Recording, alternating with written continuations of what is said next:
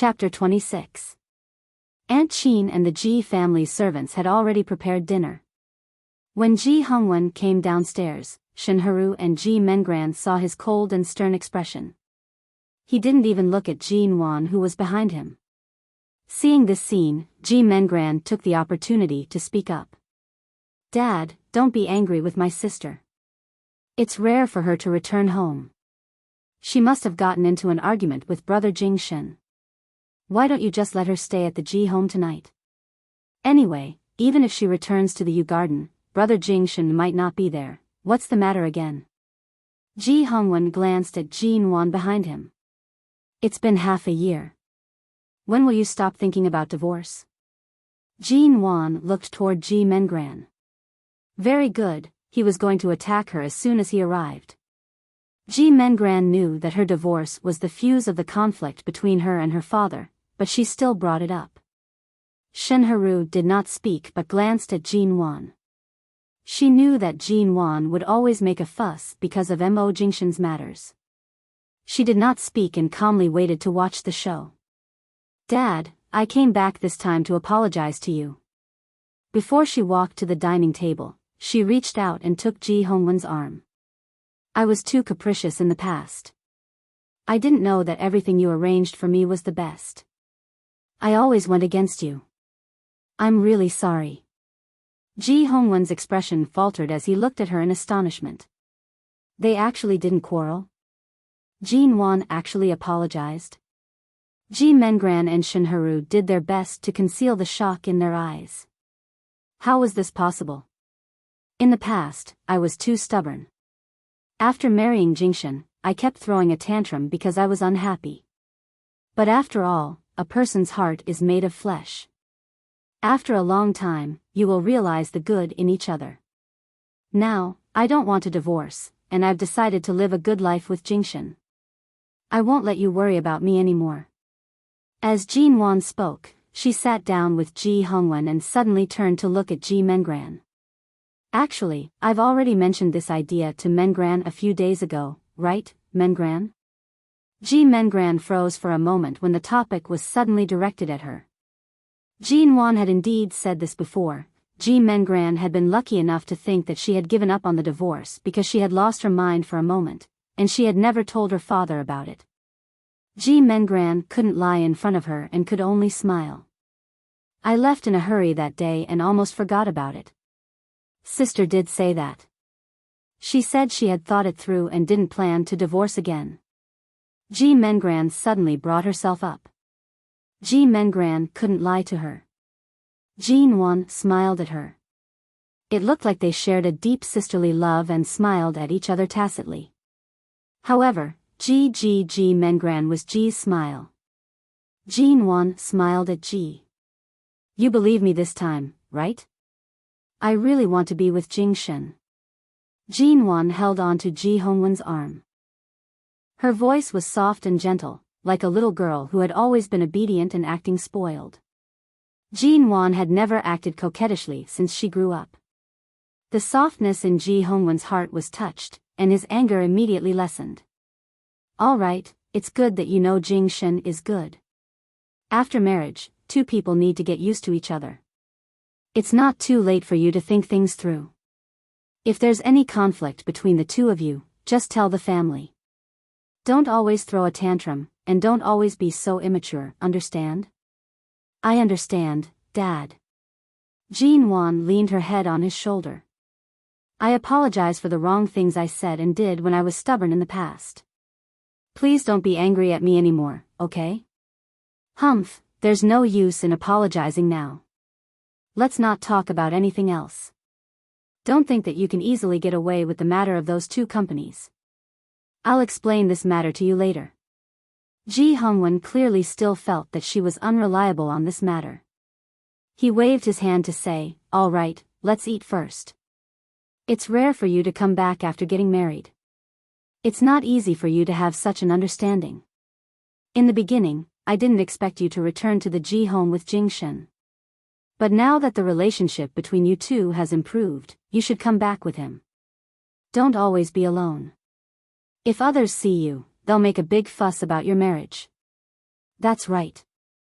Nuan, since you want to be with Jing Shen, why didn't you come back with him? Don't tell me you're just coaxing your father. The moment Ji Hongwen finished speaking, Shenheru interrupted. Her face was full of smiles, but her eyes carried traces of mockery. Ji Hongwen glared at Shenheru. It's none of your business. In the morning, I was the one who called Jin Wan to come back immediately. It was just a spur-of-the-moment idea. Jing Shen isn't someone who has free time all the time. How could he possibly find the time to come back with her? But I feel that big sister and brother Jing Shen's relationship isn't that reliable.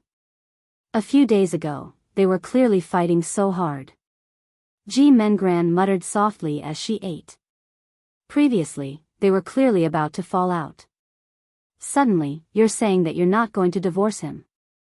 Big sister, do you have other thoughts and are purposely hiding it from us? Ji Mengran spoke with an innocent expression, as though she was just asking out of curiosity.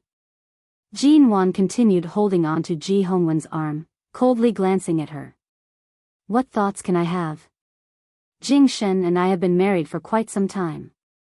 After spending so much time with each other, we should just stay together. Marriage is simple. Why would there be so many messy thoughts? Why would there be so many whys? That's right. It's best to keep things simple.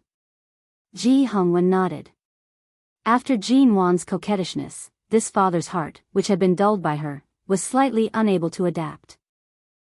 However, he was also very gratified. Actually, before Jin Wan returned to the Ji home, she had indeed planned to ask if Mo Jingshan had time. However, after considering that her father was going to question her about Han Tianyuan's two companies, and that Ji Mengran and Shenheru were still at home, she knew that she would definitely be in a mess when she returned home. Thus, after much consideration, she did not mention this matter to him. Furthermore, she did not wish for Ji Mengran to have any more contact with Mo Jingshan. Otherwise, she would feel disgusted. Ji Mengran endured it and did not speak further. However, she secretly glanced at Shenheru. The relationship between Jin Wan and her father was becoming more and more rigid. The one benefiting from this was definitely Shenheru. Right now, Jin Wan was suddenly so obedient. Seeing that the ice between father and daughter had been broken, how could Shenheru still sit still? Auntie Shen, don't you feel that my sister has changed a little too much? Ji Mengran casually asked. Right now, Shenheru was indeed suspicious. Why did this Jin Wan suddenly change? Why was she so obedient and sensible? Nuan, Auntie Shen hasn't seen you for a long time. Come sit by Auntie Shen's side. Shenheru smiled as she pointed to another seat by her side. That was a seat slightly further away from Ji Hongwen. Jin Wan did not move from the seat closest to Ji Hongwen. It was as though she did not hear her words. She calmly said, Dad, there's nothing wrong with your body. In the future, don't take too much medicine. Those unclear medicines sound like health supplements, but in reality, they will more or less destroy your body's resistance. Chapter 27. Jin Wan glanced at her, asking with a smile that did not seem like a smile, Auntie Shen, what's wrong? You can't even hold your chopsticks properly. Could it be that you've taken too much medicine from overseas? Look at what Nuan is saying. Earlier on, my fingers accidentally touched the soup bowl and was scalded. That's why my hands trembled. Shenheru placed down her chopsticks, smiling calmly at her. Nuan, didn't you always sit here in the past? Auntie Shen purposely sat here because she wanted to chat with you during the meal. In her previous life, every time she ate at the Ji home, she would always sit far away from Ji Hongwen. Every time, she would cause Ji Hongwen to be unhappy, and he would scold her incessantly. The relationship between father and daughter became more and more precarious. It's fine for me to sit here. I can chat with my dad. Jin Wan turned to see a helper bring the white wine that Ji Hongwen often drank over. She immediately reached out to press down on the bottle. Dad, when my mom was alive, she said that your stomach isn't good. It's fine if you drink a few cups when you have to socialize, but you can't drink every meal at home.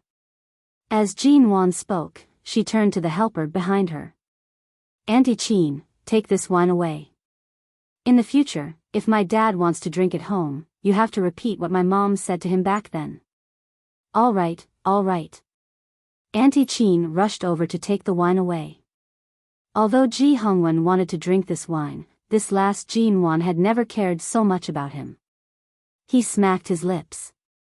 I've only had this little hobby of drinking my entire life. You even have to care about this. Aren't you clear about your own body?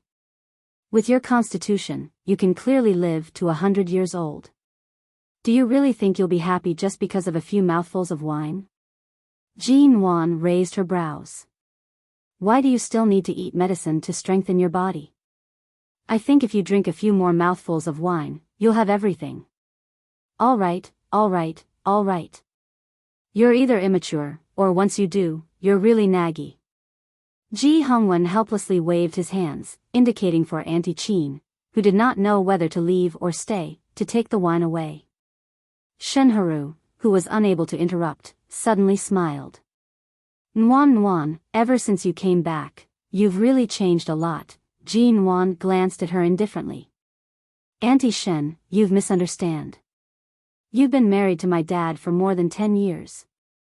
Not only do you not care about his drinking habit, your Shen family's relatives often come here to bring him wine. You're intentionally make my dad's stomach? Nguan Nguan Nguan, you're mistaken. You know how stubborn your dad is. You, and you, I. You, and you, I. Shen, you. Hera. You. G. Shen, I'm not right. You. G, and she. G, not. Jean Wan coldly curved her lips. Oh, you don't advise him to drink less, but advise him to take more medicine? I remember that Auntie Shen's family is a medical family. You should know that taking medicine is not good for your health. Shen. Haru. Shen. This Jean Wan was indeed strange. In the past, even if Jean Wan did not like her stepmother, she was too lazy to care about Ji Hongwen's matters. She was always alone at home and would not use such words against her. Let's eat. Hurry and eat. Nguan Nguan, don't argue with your Auntie Shen the moment you come back. Ji Hongwen stared at the table without a single bottle of wine. He resisted the urge to call Auntie Chin back and picked up his chopsticks. In the past, when Jean Wan was in the Ji family, he and Jean Wan were the ones who started the conflict. Usually, Jean Wan did not even look Shenharu in the eye. Jean Wan suddenly picked on Shenharu. As the head of the family, Ji Hongwen could not stand the women's roundabout bickering. Shenharu smiled. That's right. Nguan Nguan's words are full of sarcasm. I'm really not used to it. She's always been so direct with her words. I'm already used to it. Dad, I'm reminding Auntie Shen to take care of your health. How is this bickering? Aren't I doing this for your own good? Jean Wan looked at him with a sincere expression. You're unhappy with just a few words of concern? Ji Hongwen's lips trembled. All right, the problem lies with me. In the future, I'll just drink less. Seeing this father and daughter pair up one after another, Shenharu was so angry that she clenched her fists under the table. Originally, she had wanted to use this opportunity to have Ji Hongwen lecture Ji Wan a few more times. However, this Jean Wan was becoming more and more unfathomable. Her words were always able to bypass the real conflict. In the end, it was actually Ji Hongwen who put down his pride and gave in to his own daughter. Old Ji Nguan isn't wrong. You should take good care of your body. For something like alcohol, you should drink as little as possible. Shenharu's expression, which had been on the verge of losing control of her anger, suddenly changed into a smile and said gently. Jean Wan glanced at her with a smile that did not reach her eyes. This Shenharu was someone who could endure. That's right. She had endured for more than 10 years in the Ji family. Wasn't her ultimate goal to pocket all of the Ji family's money? The moment she thought of her father's final expression as he passed away in the hospital, Jinwan abruptly raised her leg under the table and kicked Shinharu's calf harshly. Did she want to pretend to be calm and gloss over the matter of the medicine? She refused to let her stay calm. Ah! Shinharu was caught off guard. Her calf was in intense pain, and she could not help but cry out. What are you doing? Can't you just eat a meal in peace? You're already so old, yet you're wailing like a ghost at the dining table. Ji Hongwen's expression was ugly as he angrily spoke. Shinharu did not expect Jinwan to do such a thing to her. She said aggrievedly, earlier on, Jinwan seemed to have kicked me under the table. I'm not sure if it was on purpose, but it was too painful, so, when did I kick you? Jinwan's gaze was innocent. She then glanced at Ji Hongwen, whose eyes were filled with anger. Dad, I didn't. You clearly kicked him. You're already 20 years old, yet you're still doing such childish things. Everyone's sitting here, how could I possibly accuse you?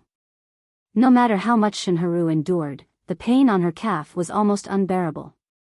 Furthermore, Jinwan had clearly done it on purpose. She had kicked the most obvious part of her calf. Ji Hongwen glanced down and saw that Jinwan's leg was properly placed in front of her chair. Furthermore, Jinwan was wearing a long dress that covered her feet. The skirt was very long, and there was not the slightest bit of crease. It was impossible to tell if she was wearing high heels or something else. However, it did not seem like she had made such a big movement earlier. All of you, eat quietly. You're not young anymore. Don't act like a child, Ji Hongwen said impatiently. His gaze swept past Shinharu's face unhappily.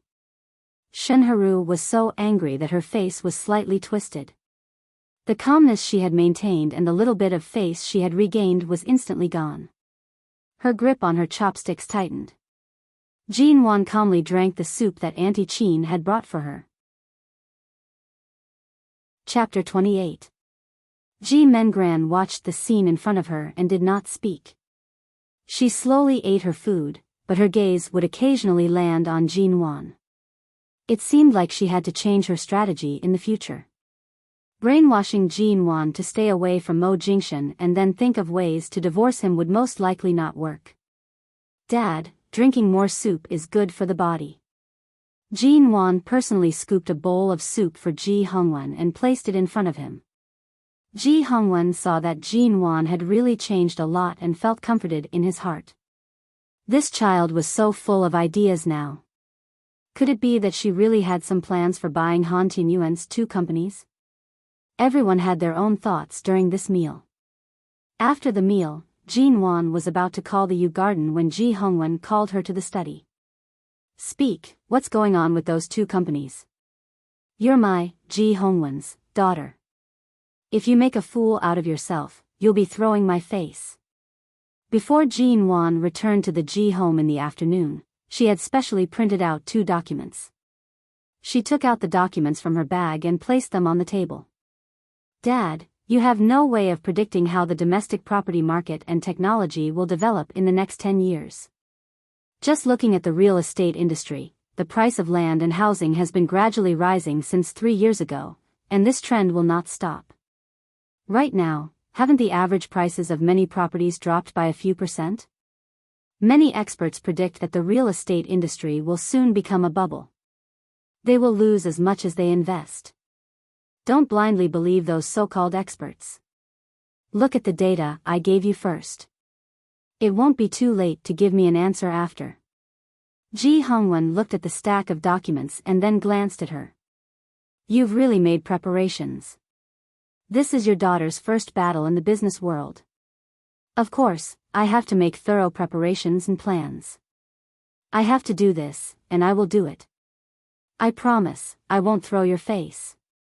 Ji Hongwen looked at it for a while longer before he chuckled and said, all right, you have your father's boldness in the past, but how can you be sure that the economic trend for the next 10 years will be realized according to your budget and plan? If you miscalculate, Have you thought about the consequences? Jean Wan lowered her eyes and smiled mildly. All kinds of changes and business opportunities in the world in the next 10 years were in her mind. Taking advantage of the current stable capital and good connections in all aspects, the first thing she did was, of course, to firmly grasp the opportunity of the real estate industry in the next 10 years. Originally, she had never found an opportunity to start. That day, when she was at Han Tianyuan's place, she had coincidentally thought of his 2 companies that were about to be sold. Not only could he make him suffer in silence, but he could also push for the benefits he wanted. It could be considered as killing 2 birds with 1 stone. Since she was standing here, there must be a way to convince him. 2 hours later. Walking out of the study, Jean Wan glanced at the time. Dad, it's getting late. I'll head back first.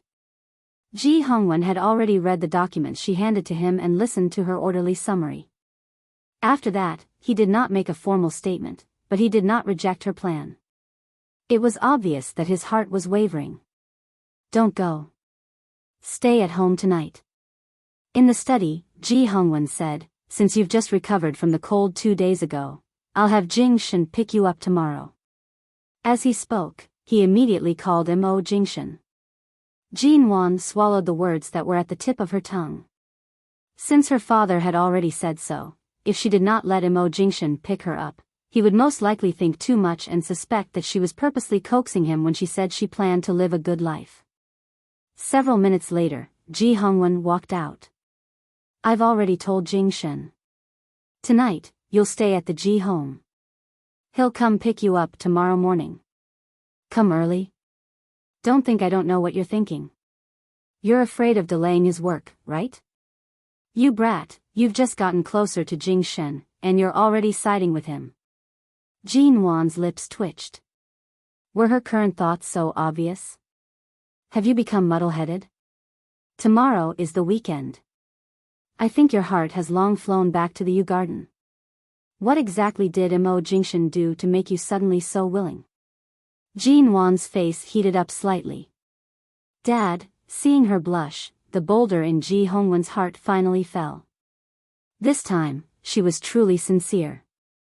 It could be said that his heart was filled with comfort. If she had really caused his favorite son-in-law to disappear, and if they really divorced, who knew which girl would end up taking advantage of him in the future? Just thinking about it made his heart ache. Regarding Han Tianyuan's 2 companies, I can give you a chance to test the waters, but I have a condition. What condition? Within half a year, if you're unable to earn back this investment with interest, then you'll have to obediently continue learning financial management. The meaning behind his words was that if Jean Wan was unable to earn back this money with her own abilities, she could only obediently guard the family's company. He would not give her any chance to start her own business. Ji Hongwen's personality had always been stubborn. For him to relent this time was actually not easy. Jean Wan was silent for a moment before nodding. All right. At night, Jean Wan was in her room. She laid on the bed, tossing and turning, unable to fall asleep. Half a year, 30 million yuan. Earning back the investment with interest was actually not as easy as it was made out to be. 10 years ago today, there was a period of stagnation in the country's real estate industry. There was even a slight drop. Although it did not drop by much, it continued to rise crazily in the next few years. However, right now, she was stuck at a time when the transaction rate was very low. Thus, the deadline of half a year was a huge test for her. She really could not sleep. Jean Wan turned back to look at the time. It was already past 9 in the evening. Was Mo Jingshan at the Yew Garden or at the company? After being reborn, she had never been apart from him for a single night. Jean Wan tossed and turned for a moment. In the end, she laid on the bed and picked up her phone to give him a call. However, her fingers paused on the screen. Mo Corporation had many overseas collaborations. He often held international video conferences with his overseas partners at this time of the night. If she called him now and he happened to be busy, wouldn't that be bad? After thinking for a moment, Jinwan decided to just send him a message. However, it seemed like Mo Jingshan rarely looked at messages. TSK, who cared if he looked at it or not? Anyway, she could not sleep.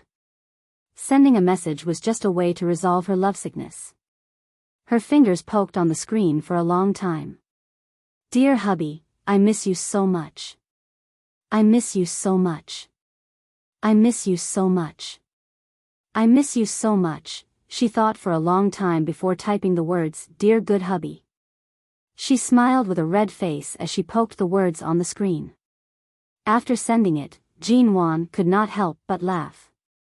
She turned to lie on the bed and looked at the message that had already been sent. She laughed out loud. Who said that only Mo Jingshan could flirt with her? She could clearly flirt with him as well. A few minutes after the message was sent, Jinwan got up to take a shower. All of a sudden, the phone on the bed rang. She turned to look, and her heart instantly palpitated. Chapter 29. Jinwan rushed back to the bed, grabbing her phone to pick up the call. Can't sleep? Mo Jingshan's voice came from the phone. Under the bright night sky, his voice was strangely alluring. The moment Jinwan heard his voice, her entire body softened as she lay on the bed. She held a pillow in her hand. Did you see the message I sent? It's already so late. Have you returned to the U Garden? No, something happened with the overseas business partner. I just finished a meeting. Mo Jingshan's voice was low. Then you should go back and rest early. You're working late again when I'm not home, aren't you? Jinwan could not help but mutter, should be by your side every day. When it's time, I should take off your clothes and press you down on the bed. I won't let you go anywhere. Don't mention work, you can't even enter the study. The other side was silent for a moment. Then, he chuckled softly and slowly. When do you plan to take off my clothes? I'm talking to you about serious matters. I'm asking you to sleep early. Mo Jingshan chuckled. But I'm more looking forward to you personally taking off my clothes before sleeping with me. Jinwan buried her face into the pillow, listening to the movements on the other end. She sighed inwardly. She was clearly the one who took the initiative to flirt with Mo Jingshan. Why did it seem like he was flirting with her instead? He seemed to have already left the company. She could vaguely hear movements on the other side. He was most likely in the company's underground parking lot. Jinwan could not bear to hang up, nor did she want to disturb his driving. She lay on the bed, narrowing her eyes to say, put on your headphones before driving. There's no need to talk to me. You have to be careful when driving at night. Want to sleep? He asked. No, I can't sleep. Perhaps it's because I haven't returned to the G home for too long that I suddenly have insomnia. Jinwan lay on the bed lazily. It's really strange. The bed at home is clearly no different from the bed in the U Garden. Why is it that I can't sleep lying on it? It's probably because the bed lacks me. Jinwan smiled, her eyes curved. She reached out to pull the large, white bear that she used to carry into her arms. She was quiet for a moment without speaking. After such a long silence, she did not know if he had already arrived at the U Garden, but the two did not hang up. She said lazily, Yu, it seems like I can only let Mr. Bear carry me to sleep tonight. Mo Jingshan directly asked, what Mr. Bear? That's right. Other than you, the legal husband, the only one who has the right to climb into my bed is Mr. Bear. Jinwan said as she pinched the big white bear in her arms. She then took a look at the time and smiled. All right, you drive. I won't disturb you anymore. See you tomorrow. With that, Jinwan was about to hang up. But she really couldn't bear to. She thought that she should wait until he hung up before hanging up, so she quietly pressed the phone to her ear. However, after listening for a long time, Mo Jingshan did not seem to have hung up. Was he waiting for her to hang up? Jinwan smiled and was about to move the phone away from her ear when she suddenly heard Mo Jingshan's low voice. Come out, open the door. Jean Wan pondered for a long time before jumping up from the bed. She turned and rushed to the window to look outside. Outside the Ji family's front yard, there were white car lights flashing by. In the darkness, she could vaguely tell that the car belonged to Mo Jingshan. Jean Wan was shocked. That car is yours? You're here? Mrs. Mo, my clothes have already been prepared. You're welcome to take them off whenever you want. Mo Jingshan's voice was light and carried a hint of a smile. Before Jean Wan could return to her senses, he had already hung up. Jean Wan was stunned. So Mo Jingshan really came? The Mo Corporation was not far from the Ji family home. How did he arrive so quickly? He actually directly came over tonight? In the Ji family's front yard, the moment the housekeeper and helpers saw that it was Mo Jingshan's car, they rushed to open the door to welcome him. At this time, no one in the family had slept yet. Ji Hongwen heard the news and immediately went downstairs. Even Shinharu and Ji Mengran were alarmed when they heard that Mo Jingshan had come to the Ji family home. Only Jean Wan finally realized what was going on. She stared at the darkened phone screen for a long time before she finally managed to react. She rushed to run out. Brother Jing Shen. Ji Mengran had just showered. She wore a thin pink negligee and walked over to welcome him. Why didn't you say hello before coming to the Ji family home? After Mo Jingshan entered, Ji Mengran directly stood in front of him, blocking his view of others. Mo Jingshan coldly glanced at her and ignored her. He turned to look at Ji Hongwen, who had already walked over, politely greeting him, Dad. Why did you come at this time? Ji Hongwen clearly did not expect Mo Jingshan to come to the Ji family home so late. You didn't return to the Yu garden? Did you come directly from the company? Mo Jingshan directly walked in, his gaze deep and quiet. The company is not far from here. Jean Wan is here, so I came directly on the way. Yeah, Nguan only returned to the Ji family for a night. CEO Mo, you can't bear to part with her? Shenharu interrupted, her tone slightly strange. She really could not understand where Jean Wan, that little brat, got her fortune from. Not only was she able to successfully marry someone like Mo Jingshan, she was even cared for so much by him. After seeking death and asking for a divorce for more than half a year, she was still Mo Jingshan's wife. The moment Jean Wan came downstairs, she heard Shinharu's unkind tone. As expected, this woman would put on a different face in front of her when she was not around. Since you're here, you should rest first. Auntie Qin, go call Jean Wan down. Ji Hongwen was currently in a good mood. Both his daughter and son-in-law were here. It was truly a rare sight. Auntie Qin nodded. She was about to head upstairs when she saw that Jean Wan had already come down. Eldest Miss, Mr. Mo is here. Auntie Qin smiled at her. I know earlier on, we were on the phone. Jean Wan did not hide anything. She headed downstairs and headed over. The first person she saw was Mo Jingshan wearing a black trench coat over his well-fitted suit. This man, how could he be so handsome? Even a simple trench coat could look so good on her. Before she could meet his gaze, she heard Ji Mengran's voice forcefully interject. Brother Jingshan, it must be very cold outside tonight, right? It's already been many days since autumn. Did my sister's cold spread to you? Don't just focus on work. You have to take care of yourself.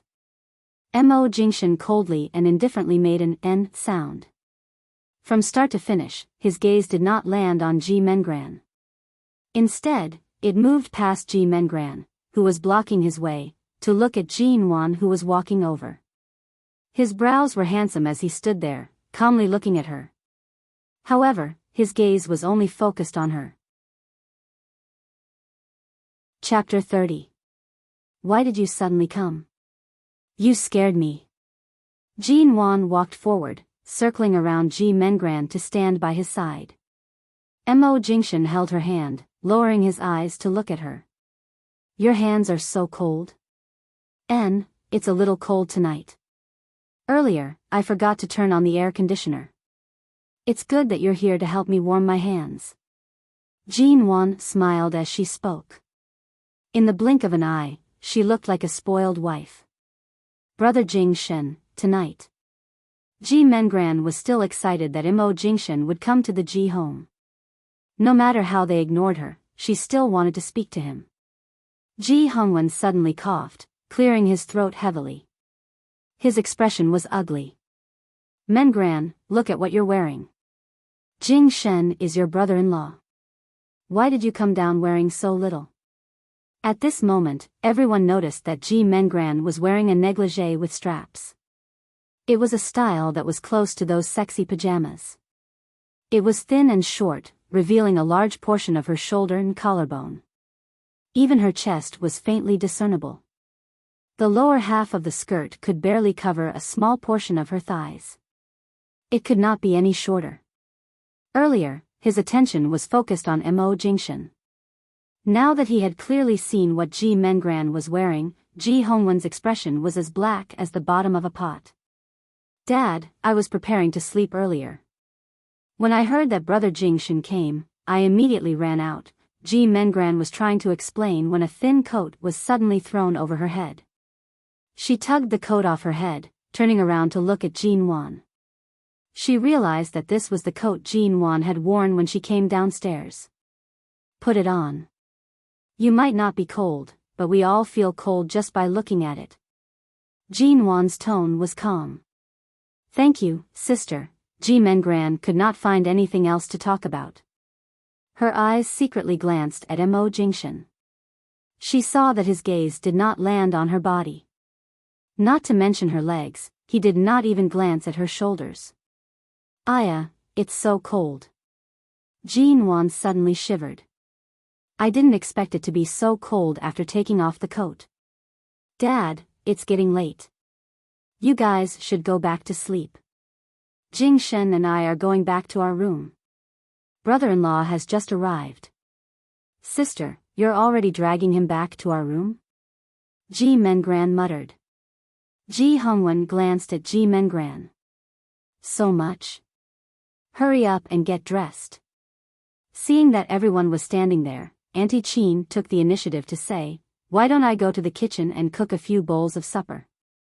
The weather has been really cold recently, so it's good to eat something warm before going to bed. Yes, Aunt Qin, hurry up and cook. Ji Mengran turned around and raised her hand in agreement. You guys go ahead. I've eaten too much tonight. I'm not hungry right now. Jingshen has also been busy at the company all day. It's already so late, so I won't be eating supper with everyone. Jinwan's expression was calm as she held on to Mo Jingshen's hand. She did not give Ji Mengran any chance to approach. All right, go back to your rooms. Sister Qin, you don't have to do anything, Ji Hongwen said sternly. When Auntie Qin heard this, she stopped walking towards the kitchen. Ji Mengran finally managed to see Mo Jingshen. She wanted to find an opportunity to speak with him. But right now, they didn't even have the chance to sit together and look at him, let alone talk to him alone. Jinwan looked at her with a faint glimmer in her eyes. Running downstairs dressed like that, with his father's old-fashioned personality, it was impossible for him not to be angry. My dear sister, you are too eager for quick success. You'll be easily exposed like this. Ji Mengran turned around unwillingly, only to see that Jinwan was already speaking softly to Mo Jingshen. The two of them were actually whispering in each other's ears in front of so many people. They really did not know shame. Mo Jingshen was usually such a high and mighty person, but he actually spoiled Jinwan so much. The more Ji Mengran watched, the angrier she became. But right now, she could not say or do anything. In the past, whenever Jinwan returned home, she would argue with her father. Her father would always use his docile and obedient personality to compare with Jinwan's willfulness and ignorance. Jinwan would then angrily slam the door and leave. She would not show any face at all in the Ji family. Her father would also be angered to the point of wanting to chase Jean Wan out of the house. But now, could it be that the wheel of fortune had turned? Jean Wan had become a caring little cotton-padded jacket. She had only come downstairs to see Mo Jingshan in her nightgown, but she was actually lectured in front of so many people.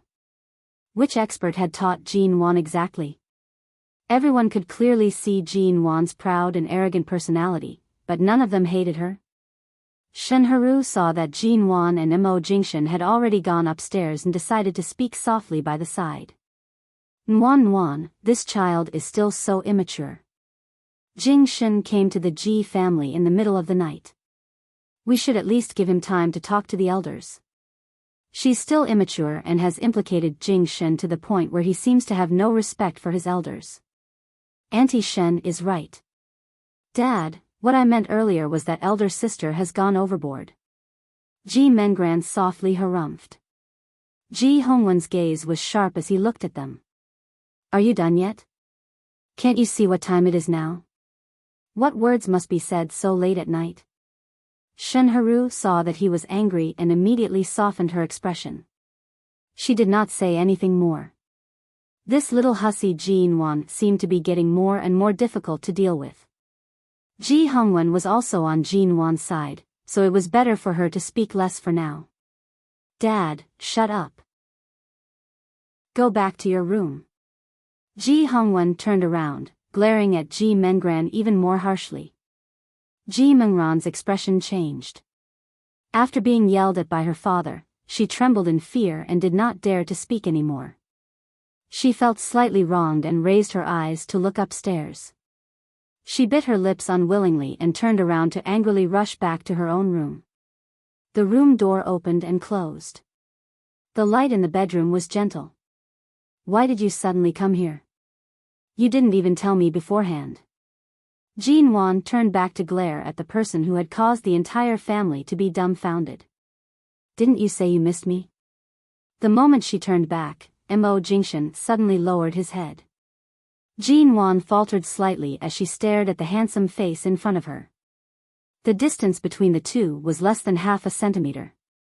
This sudden closeness and the man's scent assaulted her senses, causing her heart to jump. Realizing that this was the Ji family home, even though the door was closed, Jean Wan instinctively raised her hand to push him away. In the end, before she could push him away, she was held down by a strong arm and brought to the bedside. Mo Jingshan directly pulled her onto his lap, locking her in his arms by her waist. Earlier on the phone, didn't you say you wanted to take off my clothes? Right now, I'm right in front of you. What's wrong? You can't even raise your head? Jean Wan pushed his arm away. The courage she used to tease him earlier had long disappeared to who knew which country. After pushing for a long time, he did not budge at all. She could not help but pat his arm, turning to speak to him with a hint of anger. Who asked you to come so suddenly? I wasn't mentally prepared at all. He chuckled softly by her ear. Are you sure you don't welcome me? Then I'll leave now and let you hug your Mr. Bear until daybreak. At the same time, Mo Jingshan's gaze shifted to the large, white bear that was slanted on the bed.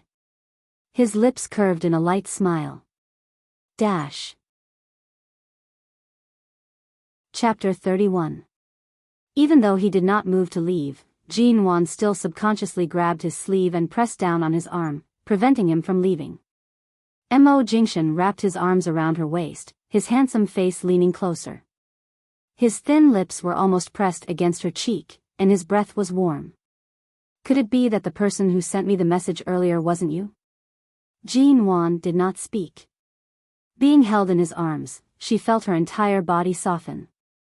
She was so soft that she did not know what to say.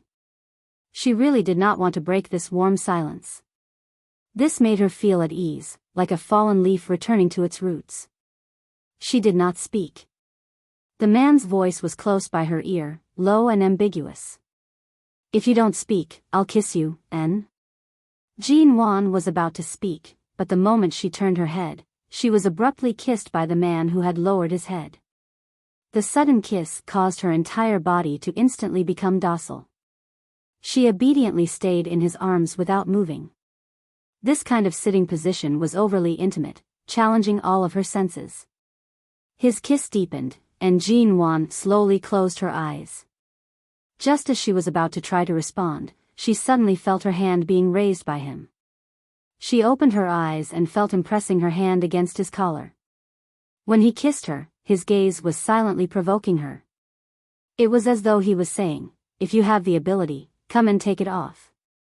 Under his gaze, Jean Wan was so shaken that even her bones were about to turn soft. She pressed her hand against his collar but did not move for a long time.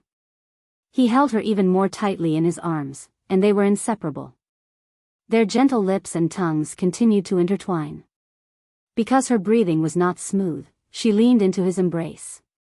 Her hand also unconsciously gripped the collar of his shirt tightly. Her fingertips could feel the heat of his body through his clothes. In her previous life, this kind of ambiguous entanglement, this kind of immersion without any defenses, was unfamiliar yet exciting to her. She had never experienced this kind of trembling. When Jean Wan's consciousness was in a daze, his hand reached into her clothes. His warm fingertips caressed her skin. It was as though they carried a prairie fire, burning her inch by inch. Jean Wan's body abruptly trembled. She abruptly opened her eyes, only to see that the man's eyes were as deep as the bottom of the sea.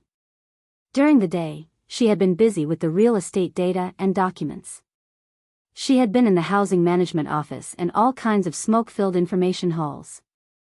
At this moment, she still felt that she smelled bad. Remembering that she hadn't showered yet, she quickly pushed him again, but he easily pressed her down on the bed. Jean Wan panted. Her clean and fair face hid her emotions and blush. "This is the G home, not the U garden. Why don't we wait until we return to the U garden?" From the start, Mo Jingshan did not plan on giving her a chance to retreat. He continued kissing her deeply, not stopping for even a moment. While she was unprepared, he almost took off half of her clothes. Wait. I haven't showered yet." Jean Wan's hair was disheveled, and her cheeks were red. She could no longer control the frequency of her breathing. She struggled slightly. "Let me take a shower. I'll be done immediately." "I'll definitely be done soon, Yu." Because of her bashful and timid gaze, Mo Jingshan felt an undercurrent rush down his body. His black eyes seemed to be burning with fire, and he pressed her back into the soft blanket. The man's hoarse voice caused her heart to tighten. "Who is the only one qualified to be on your bed? I'll give you a chance to say it again." The Great Mo Corporation's CEO was actually bickering with a large, white bear to this extent. Jean Wan tilted her head to avoid him. "This bear has been on my bed for so many years. I can't even remember when I bought it. Compared to Mr. Bear, how many nights has Mr. Mo hugged me to sleep?" Mo Jingshan's handsome brows rose. He lowered his head again. "On your bed, for the next few decades, it will only be me." As he spoke, without waiting for Jean Wan to react, his kiss landed on her ear. Her most sensitive spot was suddenly kissed by him. Jean Wan felt as though her scalp was about to explode. Her mind went blank. Mo Jingshan, in any case, she did not really intend to be a tortoise. It was just that he came too suddenly, and she was not mentally prepared. She really was not prepared. Even now, her heart was still beating wildly. "What did you call me?" It was as though he was purposely not letting go of her most sensitive spot. His low and hoarse voice pressed against her ear as though he was threatening her. Jean Wan pursed her lips. Her eyes were dark and filled with arousal. He even brushed his warm breath against her ear, causing her to tremble in his embrace. She could not even speak. "What did you call me?" His voice was dark and hoarse as he asked in a low voice. "Jing Shen." Jean Wan could no longer think calmly. She could not even form a complete sentence. She could only subconsciously respond to his forceful question. This answer seemed to be unsatisfactory to him. His hand moved up her clothes. Jean Wan's entire body instantly tightened. She looked up at him as though she had been electrocuted. However, she saw that the man's deep gaze was fixed on all her expressions. Under his gaze, her willpower, which wasn't very strong to begin with, gradually weakened. Even the matter of insisting on taking a shower was almost thrown to the back of her mind. Hubby, such a soft and velvety voice, to a man, was like a drug that stimulated everything. The scorching kiss moved from her ear to her snow-white neck, and then to her collarbone. Dotted and dotted, he gently kissed her. Bit by bit, still going down, all of a sudden, the tightly shut bedroom door was knocked. Both of their movements paused. Jin-won abruptly wanted to stand up but was pressed down by Mo Jingshan. He looked at her deeply, appearing completely unaffected as he continued to kiss her. Yu, someone's knocking, Yu. The door was silent for a few seconds before sounds came again. Knock, knock, knock. Following that, Ji Mengran's soft voice sounded from outside the door. Big sister, are you asleep? I asked Auntie Chin to cook supper earlier, but she made too much.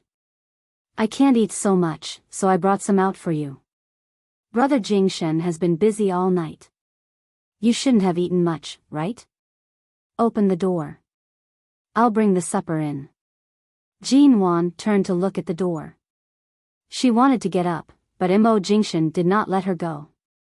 After struggling for a while, her clothes became even more disheveled. Are you sure you want to open the door like this? Mo Jingshan lowered his head, smiling heavily at her shoulders that already had traces of ambiguity. Jin-won glared at him, lowering her voice. It's true that wherever you go, Ji Mengran will definitely be absent. Usually, I don't see her eat supper. Tonight, she's actually so persistent. Not only does she want to eat, she even insists on bringing it over for you. Mo Jingshan abruptly kissed her lips harshly. What supper? Eating you is enough. Chapter 32. Ji Mengran was right outside the door. Jin-won really could not concentrate. If we don't send Ji Mengran away, she'll stand outside the door for the entire night, she softly protested. Mo Jingshan's hand rubbed her head, standing up to open the door.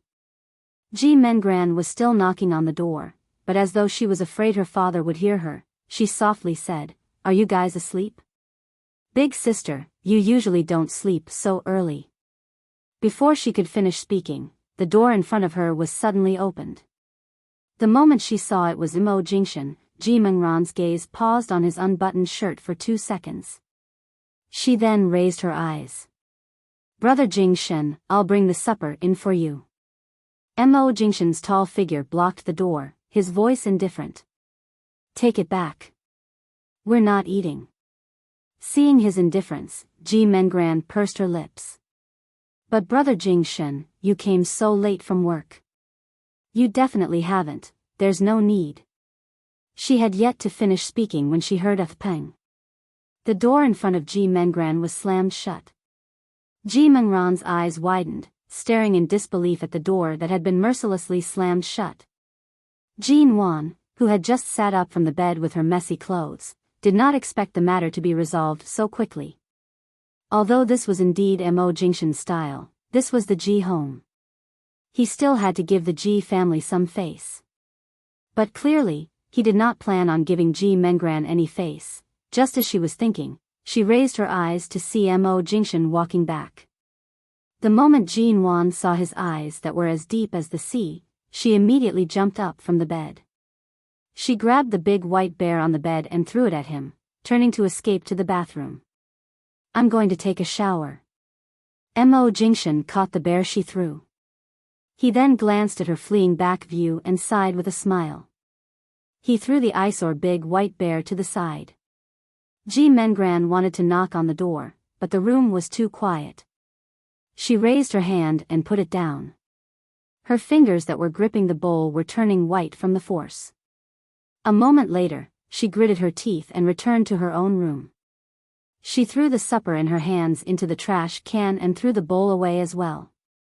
Jin-won lingered in the bathroom for half an hour before leaving with a towel wrapped around her. Walking out of the bathroom, she held a towel to dry her hair with one hand and pressed down on the towel wrapped around her chest with the other, subconsciously afraid that it would fall. As she walked, she glanced at the person by the bedside and saw that he was looking at an old photo album by her bedside. "What are you looking at?" She wiped her hair until it was no longer dripping and walked over. Mo Jingshan placed the album down. She lowered her eyes to see the photo of the family of 4 from more than 10 years ago. At that time, Shinharu had not interfered. At that time, the Ji family was happy and blissful. "This is my mother." She glanced at her. "Isn't she beautiful?" Mo Jingshan's voice was low, but even so, his voice was pleasant and magnetic. "From this photo, you don't look much like your sister since you were young." "That's right. Although Meng Ran and I are blood-related sisters, we don't look alike at all." Jean Wan curved her lips. "It's not just that we don't look alike. I don't even look alike to my mother. If it weren't for the fact that Dad has always favored me the most, I would really suspect if I'm really their biological daughter." Mo Jingshan suddenly glanced at her. The moment she met his dark and deep eyes, Jean Wan was affected by the faint hint of a smile on his face. She subconsciously lowered her head to look at the towel on her body. It did not seem like there was anything exposed. My hair isn't dry yet. I'll go dry it." She turned around. However, before she could take 2 steps, the man easily pulled her back and pushed her onto the bed. Jean Wan reflexively wanted to get up, but Mo Jingshan's hand was already on her waist. His left hand landed on the other side of the bed, trapping her under his body. His voice became increasingly deep and seductive. "Did you think I would let you off again and again?" Her long hair was slightly damp. It was thick and soft, spreading across the bed like seaweed. Because of his position, her cheeks became redder and redder. Her heart began to beat faster and faster. Jean Wan moved her lips, wanting to speak. Mo Jing, the man did not give her another chance to speak. He lowered his head and kissed her. Jean Wan was just about to reach out to push his chest when her hands were pressed against the top of her head by him. This position. Jean Wan's face exploded in red. Don't pull my towel." It was not easy for her to wrap herself up so tightly in the bathroom earlier. "Don't touch there, don't." Jean Wan's face was so red that it was about to drip blood. She had never experienced this before. Usually, she was used to kissing, hugging, and even purposely teasing her sensitive spots. But to directly pull off her towel on the bed, this was, furthermore, his hand was reaching into her towel from below. "You didn't bring a change of clothes in and only came out wrapped in a towel. Wasn't it to make it easier for me to take it off?" His voice was bewitching, causing Jean Wan's little anticipation and shyness to be completely exposed. She admitted that she did not plan to escape tonight. However, this overflowing tide of passion had completely overturned her previous understanding. Right now, her mind was completely blank. Everything was based on her instincts. Jean Wan felt that Mo Jingshan was completely suppressing her.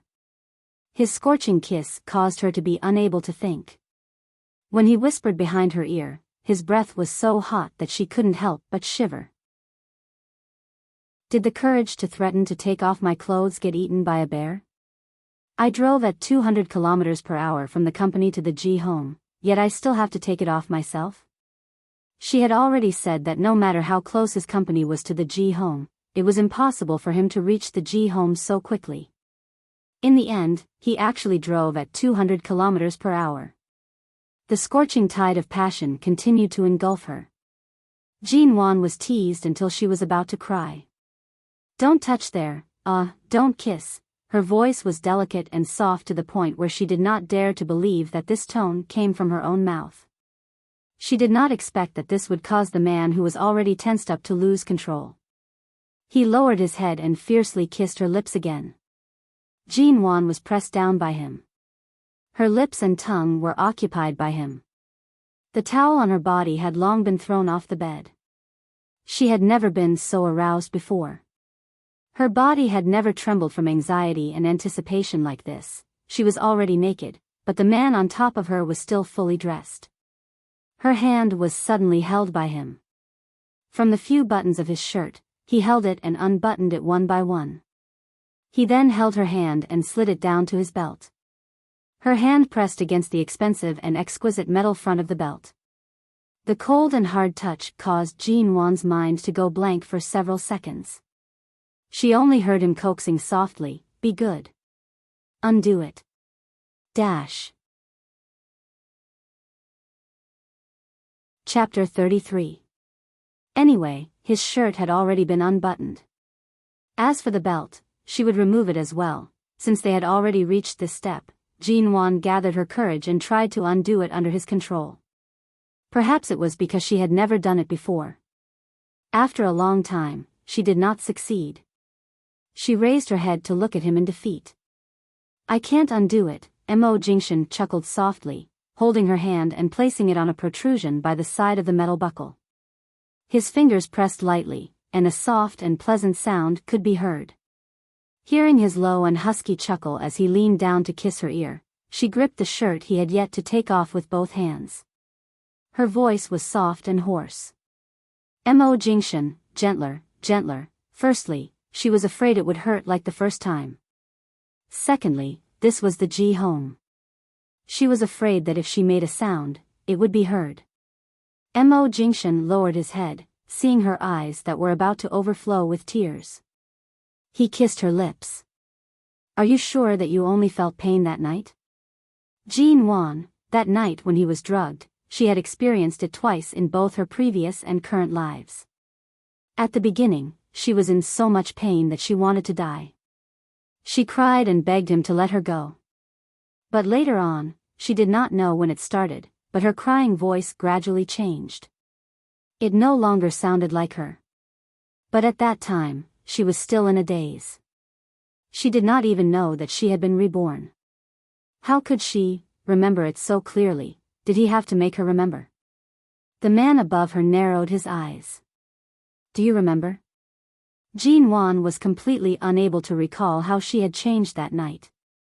She turned her head and buried her face in the blankets, not wanting to answer his question.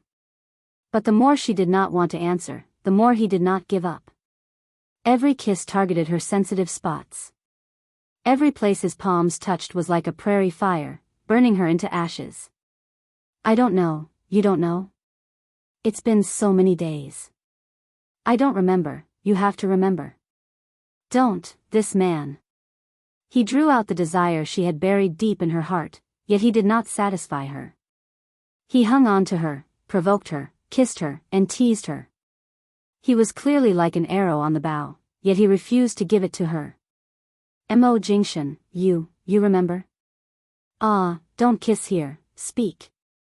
"I really don't remember." Mo Jingshan was not usually like this. Where was his aloofness?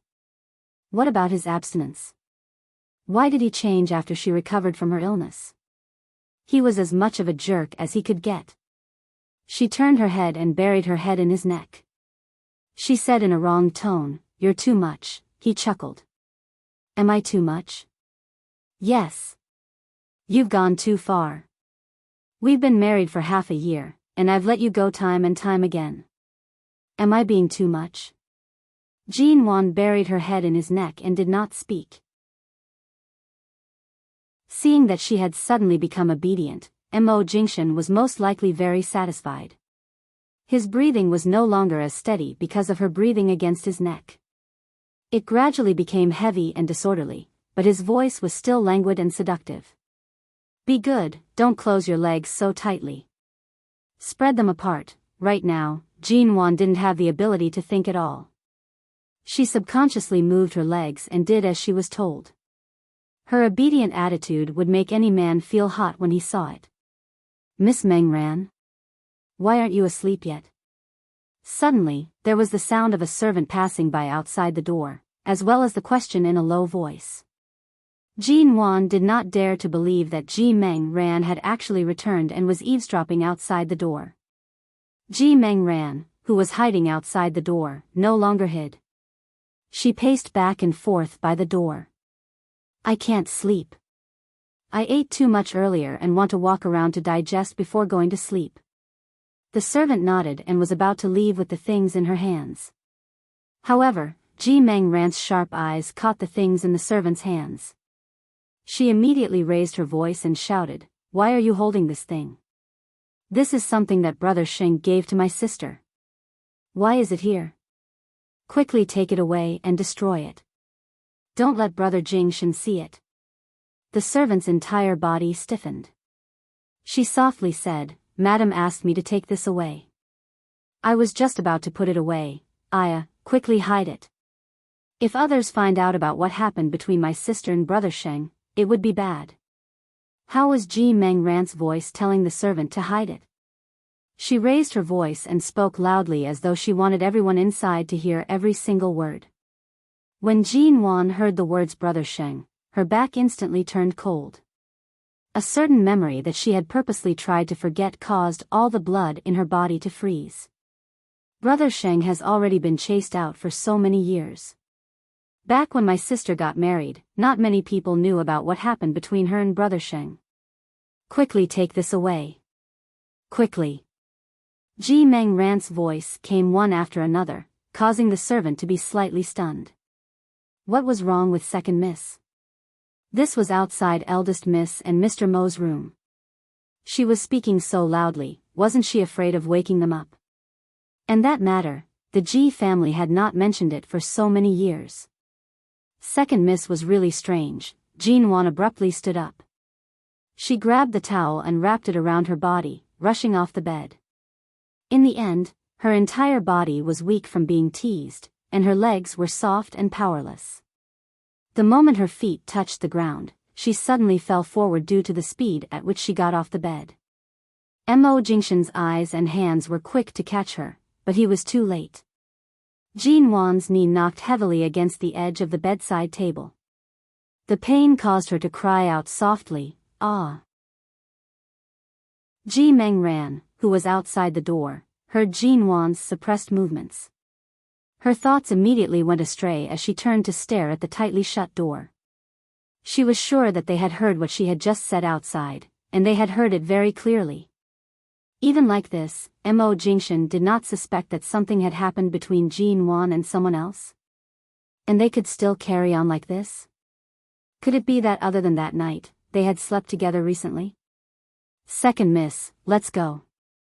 Hurry and rest. It's already late. The servant heard the sound and also had her thoughts go astray. She held the things in her hands with a red face and rushed off. Ji Mengran's expression was ugly as she stood outside the door. She took a deep breath and turned to leave, afraid that she would hear any more intimate sounds. The moment Jin Wan cried out in pain, Mo Jingshan bent down to carry her up, placing her on his lap. Seeing her reddened eyes, his handsome brows furrowed. "What's wrong with you?" As he spoke, his palm had already touched her knee. Seeing that her skin was only slightly red and not very serious, he finally relaxed. After the pain, Jin Wan finally calmed down. She knew that Ji Mengran was trying to drive a wedge between them, although this method was useless and would only make Jin Wan feel disgusted. "It's nothing." Jin Wan lowered her head and touched her knee. She did not explain. Mo Jingshan looked at her, his gaze carrying a hint of sternness. Chapter 34. She sat in his embrace, her hand gripping his slightly opened shirt. The moment her gaze landed on his chest that was still very warm, she tilted her head against his shoulder and used her hand to poke at his collar. Meng Ran said earlier, before he could finish his sentence, the hand that was wantonly moving around his collar was caught by him and pressed down. Mo Jingshan rubbed her slightly damp head. "Marriage is based on trust. I won't ask, and you don't have to explain." Jin Wan's heart trembled. She suddenly felt that everything was worth it. Jin Wan's hair had yet to dry.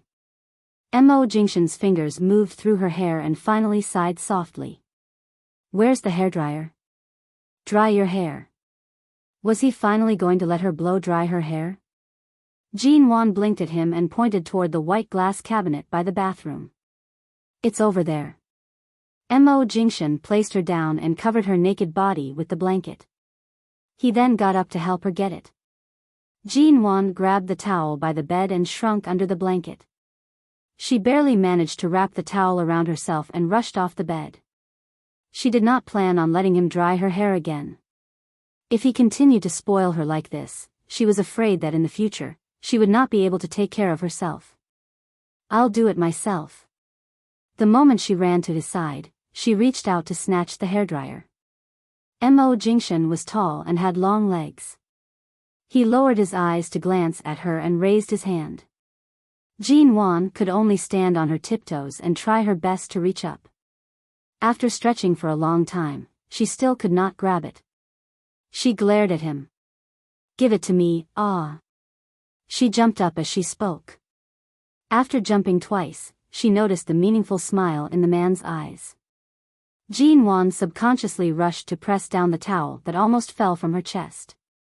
Mo Jingshan, when you're not being serious, you're really too annoying.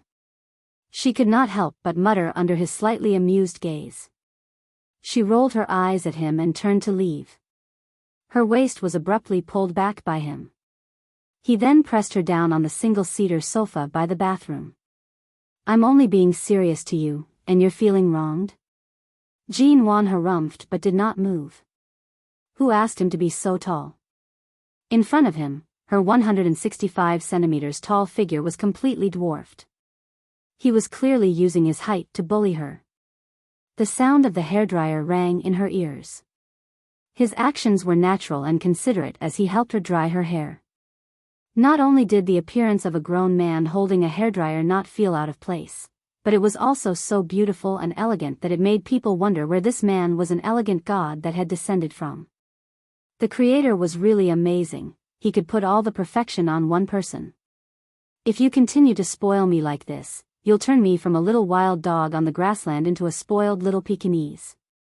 Jean Wan closed her eyes and snorted angrily, but she appeared a little innocent. Don't move.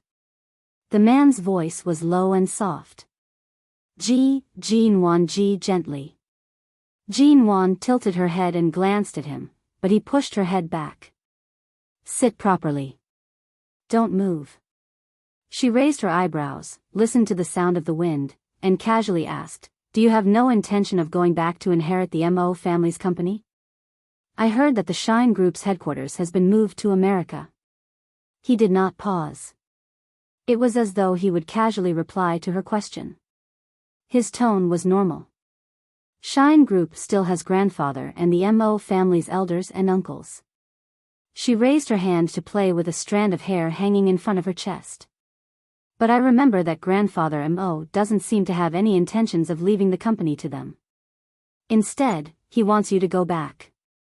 Mo Jingshan did not speak but turned off the hairdryer. He rubbed her hair gently. One Mo corporation is enough to support you. Support her? Supporting her was actually very costly. Although she was very restrained now and did not buy various luxuries to fill her boring life like before. Furthermore, in this lifetime, she did not intend to be supported by anyone. Mo Jingshan had already placed the hairdryer back. Jean Wan stood up and used her fingers to comb her hair. She glanced back to see that his shirt was still half unbuttoned.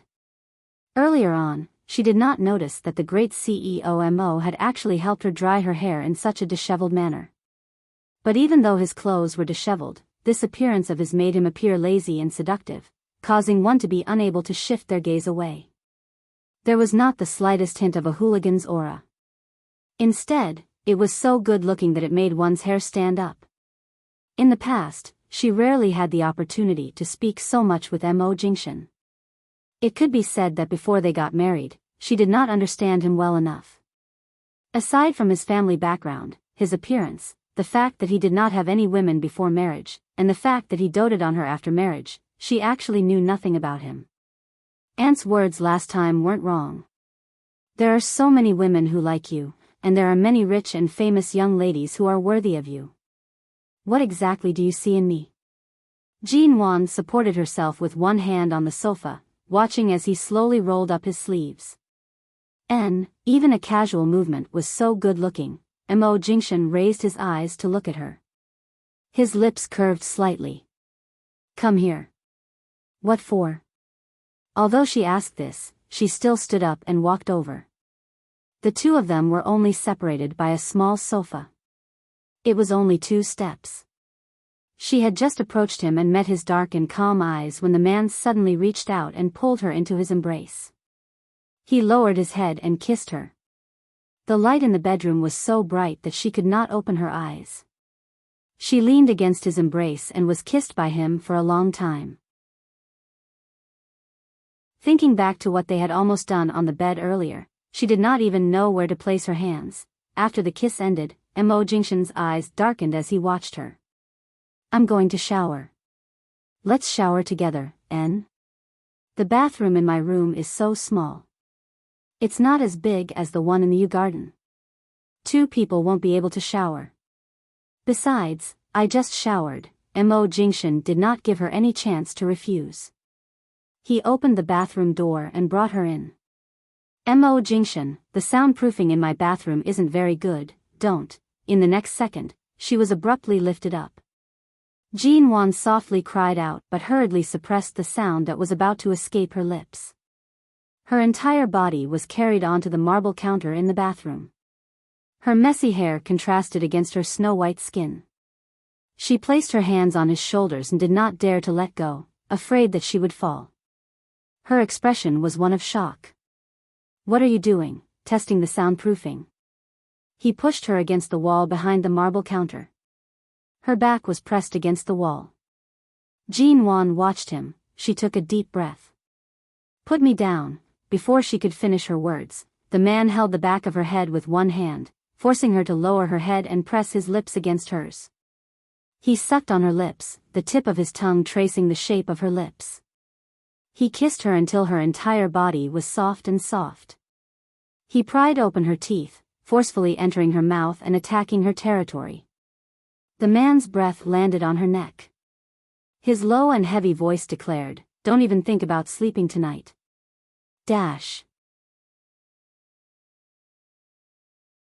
Chapter 35.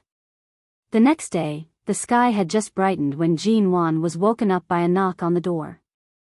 She furrowed her brows and tried to turn around, but she could not. Her entire body was held in Mo Jingshan's embrace. Thinking back to last night. Not only was there no shyness on her face, but she was so angry that she wanted to pinch him a few times. He said that she wouldn't be able to sleep tonight, and she really didn't sleep at all. Mo Jingshan, this man, was too vengeful. Just because of Ji Mengran's words last night, when the two of them were being intimate, she had suddenly pushed him away. He bore a grudge against her. After that, he brought her into the bathroom and kissed her until she was limp.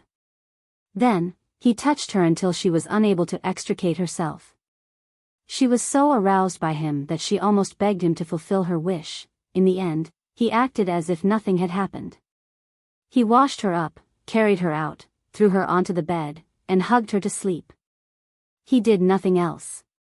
It caused her body to heat up for a long time, and being hugged by him made the heat even more unbearable.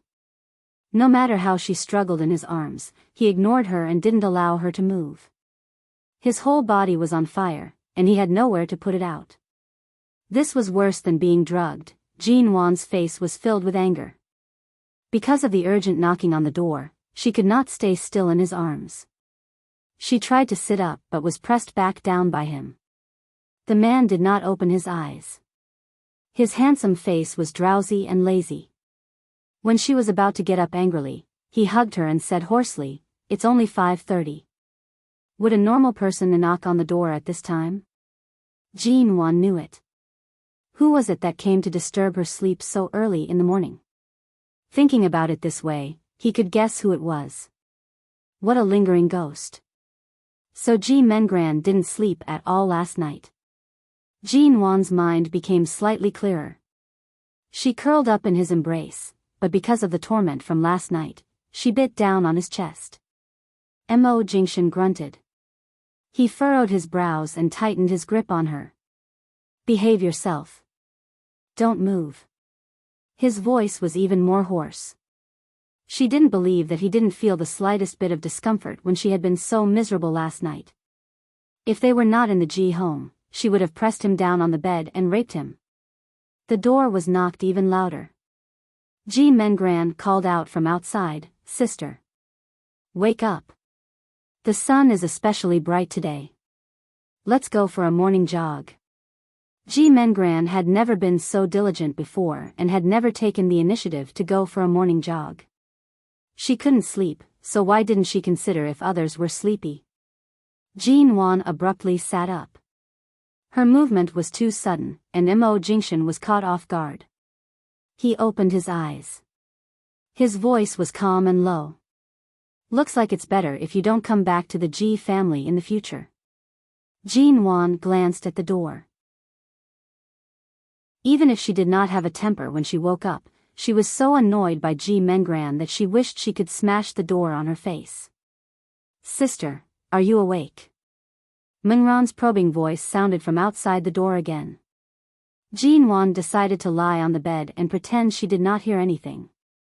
She refused to believe that Ji Mengran's skin would be so thick that she would ignore the feelings of the rest of the family and continue knocking. As expected, the door was knocked again. Ji Mengran could not hear anything. Even if she guessed that she had been ignored, she could not continue knocking because her father and Auntie Shen had been woken up. "What are you doing? It's so early in the morning. Don't you know that everyone is resting?" Ji Hongwen furrowed his brows. He walked down from the bedroom on the third floor. The moment he saw Ji Mengran, his expression turned cold. Ji Mengran rushed to take a step back, cautiously whispering, "Dad, didn't my sister just catch a cold a few days ago? I want to go for a morning jog with her to train. Why don't I see you waking up so early? Don't you know that your brother-in-law slept here last night? What's with the ruckus?" Ji Hongwen scolded. At this moment, he was no longer sleepy. He warned her again and directly turned to go downstairs. The room finally regained its silence. Jin Wan was extremely sleepy and gradually relaxed. She rubbed her head against Mo Jingshan's chest and found a comfortable position to continue sleeping.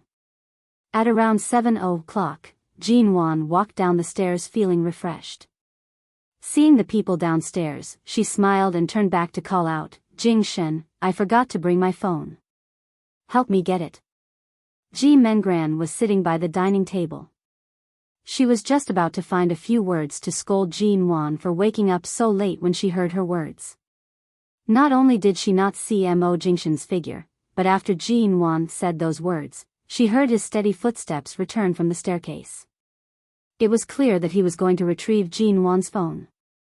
This Jin Wan, she actually dared to order Mo Jingshan around. Who did she think she was? In less than a minute, Mo Jingshan returned downstairs. Jin Wan was still waiting on the stairs. She received the phone from him and blinked at him. "Thank you, hubby." Mo Jingshan's clear, black eyes met her gaze. He calmly curved his lips. "Go eat breakfast. Dad is already waiting."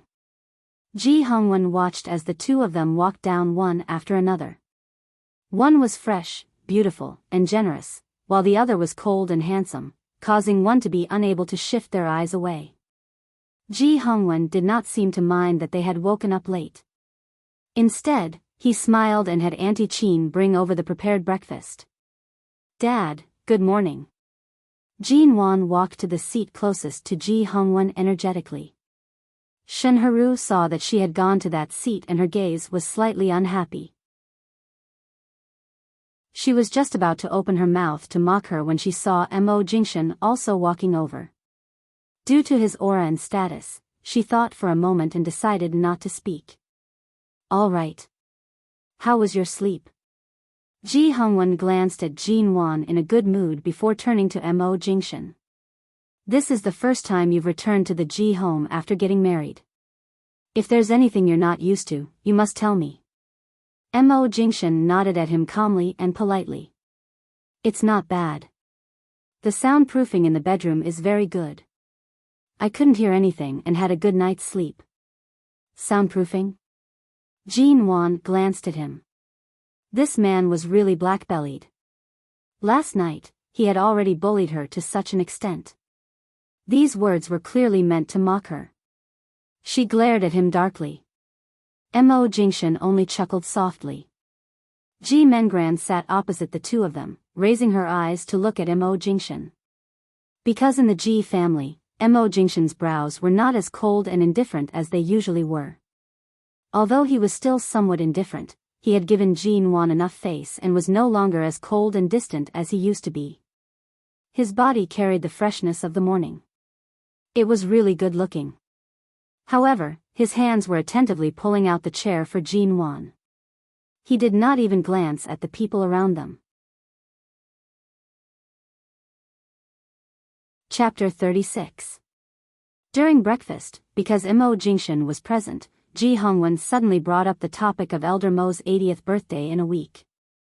Nuan, has it been a long time since you bought any new clothes? Ji Hongwen suddenly asked. Jean Wan was drinking her soup when she raised her head in surprise. Weren't we talking about Grandfather Mo's birthday? Why did the topic suddenly shift to me? You've been used to being casual for so many years. Usually, you can dress however you want, but for Elder Mo's birthday, you have to dress more formally. Jean Wan wanted to say that it was not like she had no clothes to wear. Regardless of whether it was the Ji family or the Mo family's wardrobe, she had whatever she wanted. How formal did she have to be? Jing Shen, if you're not busy today, why don't you accompany Nuan to choose a few sets of clothes? Ji Hongwen did not wait for her to speak, turning to look at Mo Jingshan. Mo Jingshan calmly smiled. All right. Dad, I don't lack clothes, let Jingshan accompany you. Just obediently go and buy some for me. Ji Hongwen once again displayed his authority as the head of the family. He glared at her, as though saying how immature she was. After being married for so long, you've never officially returned to the Mo family. What are the rumors out there? Don't you have any idea in your heart? Ji Hongwen harshly said, Jingshan usually spoils you, but that doesn't mean you can always be so willful and impolite. The Mo family is not an ordinary family. How many people will be watching you during Elder Mo's birthday? You still have to act the way you should. Jean Wan did not retort. Buying clothes was not important. Shopping with Mo Jingshan was a fresh experience. At the same time, she could also think about what kind of birthday present to give Grandfather Mo. Since Mo Jingshan did not reject it, she naturally accepted it. Dad, our Ji family will also be going to Elder Mo's birthday, right? Ji Mengran suddenly asked. Of course. As in-laws, how could we not go to Elder Mo's birthday? But Dad, I haven't bought any new clothes in a long time. Ji Mengran's tone carried a hint of grievance. Can I follow big sister and brother Jingshan to buy clothes? Don't you spend money recklessly every day? What clothes do you need? Ji Hongwen sternly shouted at her, don't mess around. The clothes I usually buy are for everyday wear. I don't have any clothes that are suitable for that kind of occasion. Anyway, my sister and the others are going shopping today, not going on a date. It won't hurt if they bring me along. You. Ji Hongwen was just about to reprimand him. Since Mengran is going to attend the birthday banquet, it's not wrong to let her choose a few sets of clothes. Shen Haru chimed in from the side. These two are your biological daughters. You can't be too biased, right? That's right. Dad, you're biased. Ji Mengran reached out and hugged Shen Haru's arm, acting coquettishly. You don't even love me as much as Auntie Shen. Since Mengran wants to go, let's go together. Jean Wan smiled indifferently. Sis, you're the best. Ji Mengran winked at her. Jean Wan lightly curved her lips. If she wants to follow, then let her follow. When the time comes, it's fine as long as she doesn't regret it. Nuan, you've really spoiled Mengran too much. Since young, you've always given in to her. Ji Hongwen saw that Jin Wan did not object and did not continue scolding her. Jin Wan's lips curved into a cold smile. After all, she's my dearest little sister. If I don't give in to her, who else can I give in to? After spoiling her for so many years and giving in to her biological sister for so many years, she still wanted to snatch her sister's husband away. Many years later, she would even single-handedly push her sister into the abyss of life, causing her to die tragically. Ah! Ji Mengran did not notice Jin Wan's unfathomable smile. She only focused on Mo Jingshen's direction. Brother Jingshen, in a while, I'll quietly follow you and sister. I definitely won't disturb you. After sister is done shopping, I'll choose what I want to buy, all right? Mo Jingshen's cold brows moved slightly. His gaze lightly landed on her, but he did not reply. The smile in Ji Mengran's eyes froze. He was really too stingy to even say a single word to her. Shinharu tugged on Ji Mengran's hand. Isn't it just going to buy clothes? Mengran, there's no need for you to make yourself feel so wronged. It's rare that you can go out with your sister and brother-in-law. Remember to buy the most expensive and best. Anyway, your brother-in-law's money can't even be used up in several lifetimes. Isn't that right, Nguan Nguan? As Shinharu spoke, she glanced toward Jin Wan. She was purposely making things difficult for Jin Wan. However, Jin Wan did not speak and only smiled. Her expression was as calm as Mo Jingshen, who was sitting beside her. Seeing that she was not the least bit angry, Shinharu raised her brows. She did not say anything more. In any case, no matter what was said, Jin Wan would not suddenly stand up and throw a tantrum. She would also not make Ji Hongwen unhappy. Right now, Jin Wan knew when to advance and when to retreat. Who knew what she was planning in her heart? Jin Wan appeared as though she did not care about the thoughts of everyone at the table. Not long after, she placed down her bowl and chopsticks. Hubby, shall we set off now? Are you full? Mo Jingshen asked. You've put a lot into my bowl. If I eat any more, my stomach will burst. Mo Jingshen smiled mildly. He said to Ji Hongwen, we'll be leaving first. Enjoy your meal. Ji Hongwen nodded. Seeing his daughter and son-in-law being so loving, he truly felt comfortable from the bottom of his heart. Seeing that the two of them had already stood up, Ji Mengran was shocked. We're leaving now?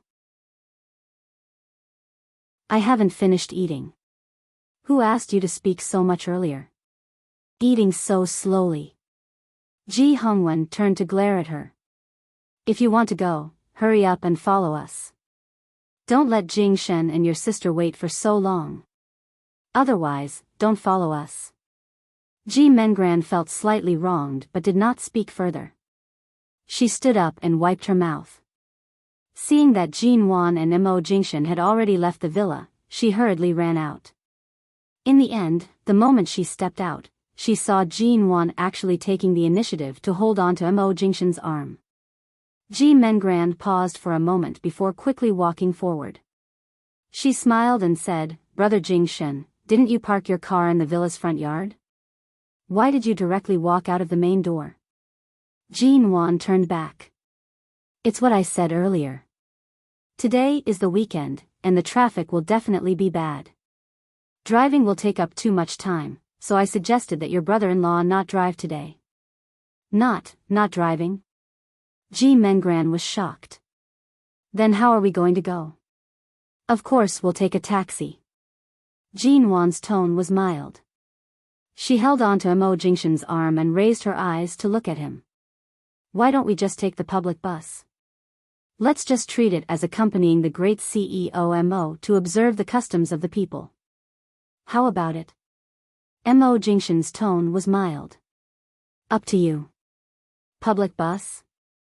Ji Mengran suddenly regretted following them out. She had never taken a public bus in her entire life. Going out with someone like Mo Jingshen, whose net worth could not be easily estimated, yet they actually had to take a 1 or 2 yuan public bus. Was there something wrong with Jin Wan's brain? Ji Mengran bit her lips in anger. She walked up to suggest a different method of travel, but the two of them had already walked far away. Chapter 37. Jin Wan and Mo Jingshan walked out of the villa. They completely ignored Ji Mengran, who was behind them, and followed behind her. It was fine if they wanted to go shopping together, but Ji Mengran should not even think about sitting in Mo Jingshan's car. Not only could she not let Ji Mengran sit in the front passenger seat, she could not even sit in the back. She definitely could not let Mo Jingshan's car have the slightest bit of Ji Mengran's smell. When they arrived at the bus stop, Ji Mengran looked at the crowd waiting nearby. They were dressed in expensive clothes, carrying cheap bags that cost 1,000 to 2,000 yuan, and were wearing unpleasant and tasteless perfume. She immediately hid to the side with a look of disgust. "Big sister, should we take a taxi? There are so many people on the bus, and there are so many people lining up here. It's really too crowded." Ji Mengran approached Jin Wan's side and made a final struggle. "Anyway, there aren't many stops. It won't be a big deal if we squeeze a little." Jin Wan did not even turn back or look at her. "I heard that there are many thieves on the bus, and the smell on these people is also very..." She had yet to finish speaking when the bus they planned to take suddenly stopped in front of them. A group of people lined up in an orderly manner. Only 2 or 3 people squeezed up. Mo Jingshan raised his hand to protect Jin Wan as they lined up at the back. The two of them did not even listen to Ji Mengran's words. She saw that Mo Jingshan did not show the slightest bit of disdain. It was likely that he had never taken a bus in his entire life, but he actually lowered himself to line up with Jin Wan. Thinking back to the incident where he personally bought Jin Wan glutinous rice balls, Ji Mengran was so angry that she wanted to vomit blood. Seeing that they had already boarded the bus, she had no choice but to follow up. There were not many people on this bus. At the very least, there were a few seats. However, only 2 of the seats were next to each other. The others were all by themselves, and they were all in the back row. Jin Wan naturally sat with Mo Jingshan in the 2 seats in the front row. The moment Ji Mengran approached, she discovered that there was no seat for her. "There are seats in the last few rows," Jin Wan reminded. Ji Mengran had no choice but to go to the back of the bus. However, she didn't expect that there were a few old people who often came out for a walk in the last few rows of the bus. 2 of them were coughing non-stop. The air here was indescribably dirty compared to the front. She stood there for a long time with a look of disgust, considering whether she should sit down or not. Suddenly, a car in front of the bus came to a screeching halt. Ji Mengran couldn't stand still and could only sit down angrily. When the old man saw this young lady, he smiled kindly at her. However, when he saw the disgust and indescribable expression on her face, the expressions of the old men around him immediately turned cold. As for Jin Wan, it was true that she had never taken a bus before. However, in the last few years of her previous life, she was so poor that she could barely afford to take a bus. After saving for so long, the cheap mode of transportation became a habit. She turned to look at Mo Jingshan. Not only did he not complain that there were too many people here, but he also did not seem uncomfortable at all. Even though he was sitting on the bus, his aura was still the same, noble and calm. The sunlight outside the window shone in. This man was really good looking. "Taking the bus, are you used to it?" Jin Wan leaned close to his ear to ask softly. The man chuckled softly, his tone calm and indifferent. "Do you think I've never taken one before?" You've actually taken a bus before?" Jin Wan did not dare to believe it. She would never have imagined that as the heir of the Mo family, the great CEO Mo who was born with a high status, he would actually have such a down-to-earth experience. Mo Jingshan's thin lips calmly spat out 2 words. "When I was studying abroad, I lived alone for 2 years." The meaning behind his words was that he had once lived an independent life without his family following him, without any helpers or aunties to take care of him. That kind of life was so free that he could take the bus whenever he wanted and do whatever he wanted to do. There were no rules to restrict him, and he did not need to guard his noble status to stand at a high place. He could even be down to earth without any disgust.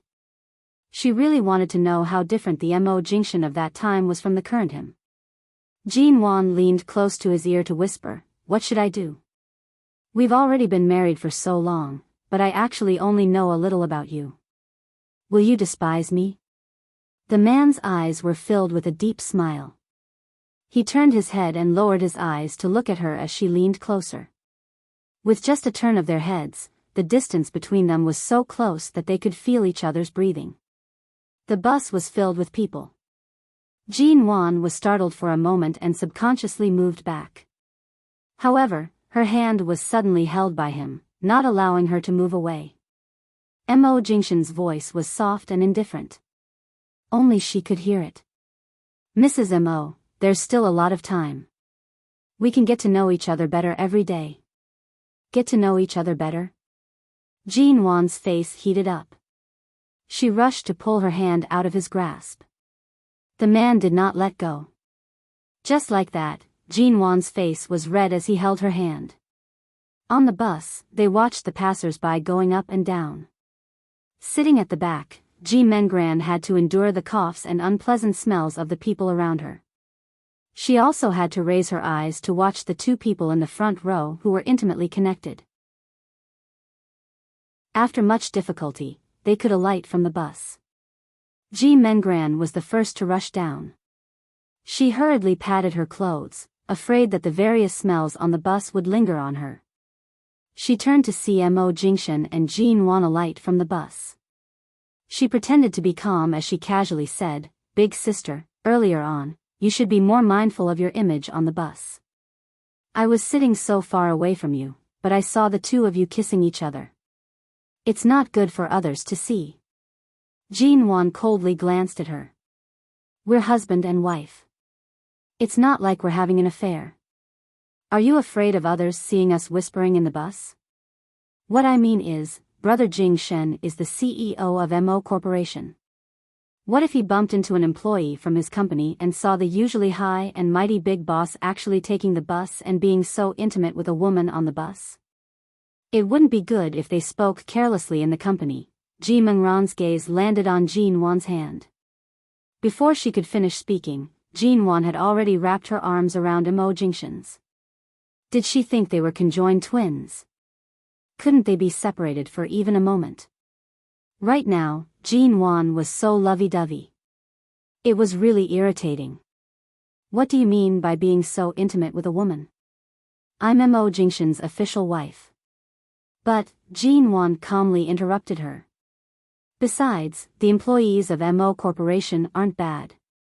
They aren't stupid. If they really saw us, they would be curious and go online to check my photo to see if I'm Mrs. Mo or some other woman. Before confirming it, they wouldn't be so stupid as to run to the company to speak carelessly. Do you think anyone dares to spread gossip about Mo Jingxian?" Chapter 38. The place where she got off was a distance from the downtown street. This time, Jin Wan didn't plan to take the bus or call a taxi. She decided to walk there. Although it was only a 10-minute walk, Ji Mengran was still furious. Mo Jingxian had never objected to Jin Wan's decisions. There was a car available, but she refused to drive or take a taxi. Instead, she insisted on taking the tiring bus. Now, she even had to walk. Was Jin Wan's brain damaged? Ji Mengran followed behind with an unhappy expression. She raised her eyes to see that Jin Wan was leaning her head against Mo Jingxian's shoulder as they walked. It was unknown what they were talking about intimately. Damn it, Jin Wan wasn't planning to keep showing off her love today, was she? If she had known this would happen, she wouldn't have followed him out. She originally wanted to find a chance to speak with him alone, but until now, she didn't have the chance. Not only would he not have a chance, but he would also be blinded by their public display of affection. On the bustling commercial street in the center of Sea City. Shopping was, after all, a woman's hobby. Mo Jingxian rarely visited such places. Every time he passed by, he would only take a quick glance in the car. Jean Wan took his hand and pointed at the stores one by one. She used to frequent all kinds of luxury stores, but now she just passed by and did not intend to go in. After walking for about half an hour, Ji Mengran followed behind in her high heels. She was so tired that her feet almost didn't belong to her. "Sister, what kind of clothes do you want to buy? Are you going to wear a gown or something for Elder Mo's birthday? Hurry up and choose a set." Jean Wan appeared as though she did not hear anything and continued to hold Imo Jingshan's arm as they walked forward. As they walked, she asked Imo Jingshan, "What does grandfather Imo like? For his 80th birthday, I don't think the most important thing is how I dress, but what to give him to make him happy. Immediately give him a great-grandson. He'll probably be so happy that he'll live for another 20 years. Imo Jingshan's low voice rang by her ears. Jean Wan glared at him. "I'm not joking with you. I really plan on buying grandfather Imo a birthday present first." Imo Jingshan watched her glistening eyes and chuckled softly. "I'm not joking." Jean Wan did not reply, but her heart was beating wildly for a long time. Just as they were talking about gifts, Imo Jingshan actually brought up the topic of her great-grandson. As Jean Wan continued to walk, she subconsciously stole a glance at her belly. Although she didn't say it out loud, she was already thinking about it in her heart. She did not know if their first child would be a boy or a girl. A boy would definitely look like him, tall and handsome to the point of charming all kinds of young ladies. If it was a girl, she would have to look half like her and half like him. This was because Imo Jingshan's facial features were all perfect. No matter how you looked at them, they were all good-looking. As she thought about it, Jean Wan's gaze drifted past a baby product store, drifted past. In her previous life, she had never dared to dream of giving birth to Imo Jingshan's child. At that time, she did not even have the chance to see him again, much less have a child. "Sister, there's a high-end clothing customization center up ahead. My best friend often goes there to order gowns. Let's go take a look." Ji Mengran suddenly walked over from behind, blocking Jean Wan's gaze that was drifting toward the baby product store. She raised her voice to speak. Jean Wan glanced at the shop Ji Mengran mentioned. "It's your 80th birthday, not a banquet. Why would you wear a gown?" "But didn't Dad say that? There will definitely be a lot of people that day. You can't possibly wear your usual clothes, can you?" Ji Mengran pursed her lips. "There's no need to be so high profile. Just buy something comfortable and elegant. Sister, you used to love wearing gowns. In the past, you would order one every week. That was in the past, not now." Ji Mengran did not manage to gain any good words and decided to complain. "Brother Jingshan, look at my sister. Right now, she seems to be especially impatient with me. I'm just giving you a kind suggestion." "Kind suggestion?" She was clearly reminding him. It reminded Imo Jingshan of how arrogant and conceited Jean Wan was in the past. In the past, Jean Wan would often follow her father to attend various charity banquets or business banquets. Her every movement was filled with the beauty and pride of a wealthy family's young lady. She was known as Hai Cheng's #1 young lady. Of course, aside from Jean Wan's appearance, there was also the variety of beautiful evening gowns she never wore. Every time, it was enough to stun people. In the past, Jean Wan was so extravagant and high-profile. Right now, she was so simple and low-key in front of Imo Jingshan, as though she was not the same person in the past. In other words, Jean Wan had always been pretending. Ji Mengran was purposely trying to remind Imo Jingshan of the past Jean Wan. The Jean Wan who was as proud as a peacock. The Jean Wan who made a fuss about divorcing him for half a year. This kind of woman was really not worthy of him. That's right. Dressing appropriately and elegantly for a birthday banquet is the most appropriate. It's a birthday celebration, not a beauty pageant. Gowns are indeed not appropriate. Imo Jingshan's tone was neither salty nor light. Imo Jingshan's words had just landed when he stopped in front of a chess hall. Jean Wan ignored Ji Mengran, who was angered to the point her face was ashen. She raised her eyes to look at the chess hall and asked in understanding, "Does grandfather Mo like to play this kind of chess?" Mo Jingshan's voice was low and mild. During the late Tang dynasty, the chess record left behind by the famous Gu Shiyan was purchased by the owner of this hall. Someone once offered a high price of 100 million yuan, but it was not sold. To this day, it is still here. A chess record from the late Tang dynasty? Then grandfather Mo will definitely like it. However, from his tone, it was likely that the other party would not easily sell it. If he was not willing to sell it for 100 million yuan, then it was likely that he would not sell it for 200 million yuan. This owner was clearly someone who did not lack money. Furthermore, his hobbies and obsession could not be compared to money. Her eyes shone as she suggested, "Why don't we go in to take a look? If we can meet the owner, we can discuss with him and see how much we can sell it for." Mo Jingshan glanced at her. "You want to gain grandfather's favor that much? Grandfather Mo treats me very well. His 80th birthday is such a special day. I have to give him a gift that he will really like." Jean Wan was very sincere. Mo Jingshan looked at her clear eyes and suddenly smiled. Ji Mengran, who was behind him, suddenly leaned over. "Isn't that simple? Doesn't Dad have an ancient jade chessboard from the early Tang dynasty? Bring that over to Elder Mo, or bring the chessboard here to exchange for a chess record. As long as this owner isn't stupid, he will definitely choose to exchange a chess record from the late Tang dynasty for an early Tang dynasty chessboard."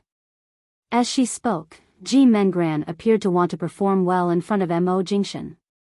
She took the initiative to pick up her phone to call home. However, Mo Jingshan continued to focus on Jean Wan. "You really want to give this?" Jean Wan nodded, staring at him anxiously. "But if I use my dad's chessboard to exchange for it, will it work?" Mo Jingshan coldly curved his lips. "There's no need." After speaking, he held her hand and walked into the hall, leaving Ji Mengran, who was still on the phone, behind.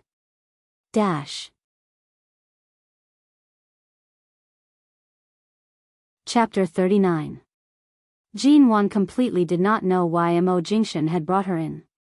The owner of this chess hall was clearly very close to him. When he heard that Mo Jingshan had personally come to visit, he actually came out to welcome him. The owner's surname was Su. He was around 70 or 80 years old. His hair and beard were all white, and he wore gold-rimmed glasses. His tone was very ancient. Being in this hall, Jean Wan thought that she had accidentally barged into some ancient place. It was extremely ancient, but she could tell that every door and every table was meticulously made. The price would not be cheap. As expected, in the most prosperous city in the country, there were many crouching tigers and hidden dragons. Originally, Jean Wan wanted to explain the reason for her visit to this boss Su. In the end, the waiter here invited her to the private room for tea. Mo Jingshan went in alone with boss Su to talk. Even if they were very close, or if this boss Su was an elder that Mo Jingshan was familiar with, she believed that the other party would not easily hand over such a precious item.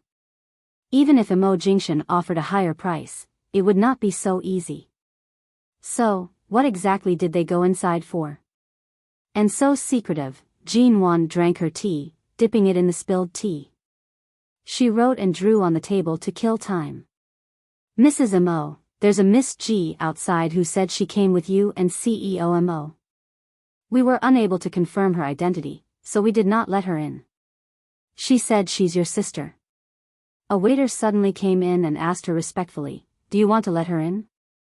Jean Wan did not expect that this hall was not a place that anyone could casually enter. Since she was blocked outside, then, continue, stay outside. "I don't know her," she said as she took another sip of tea, as though it had nothing to do with her. The waiter respectfully nodded at her and left. The private room regained its silence. In such an environment, Jean Wan really did not dare to act rashly. It was better to let Ji Mengran in to avoid polluting other people's place.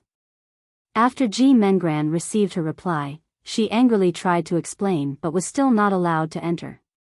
A few minutes later, Ji Mengran's call came in. She was clearly here to question Jin Wan. Jin Wan switched her phone to silent mode, tossing it to the side and ignoring it. The call came in 4 or 5 times. In the end, he finally gave up, and the screen quietly dimmed. About 2 hours later, Jin Wan got up and went to the bathroom.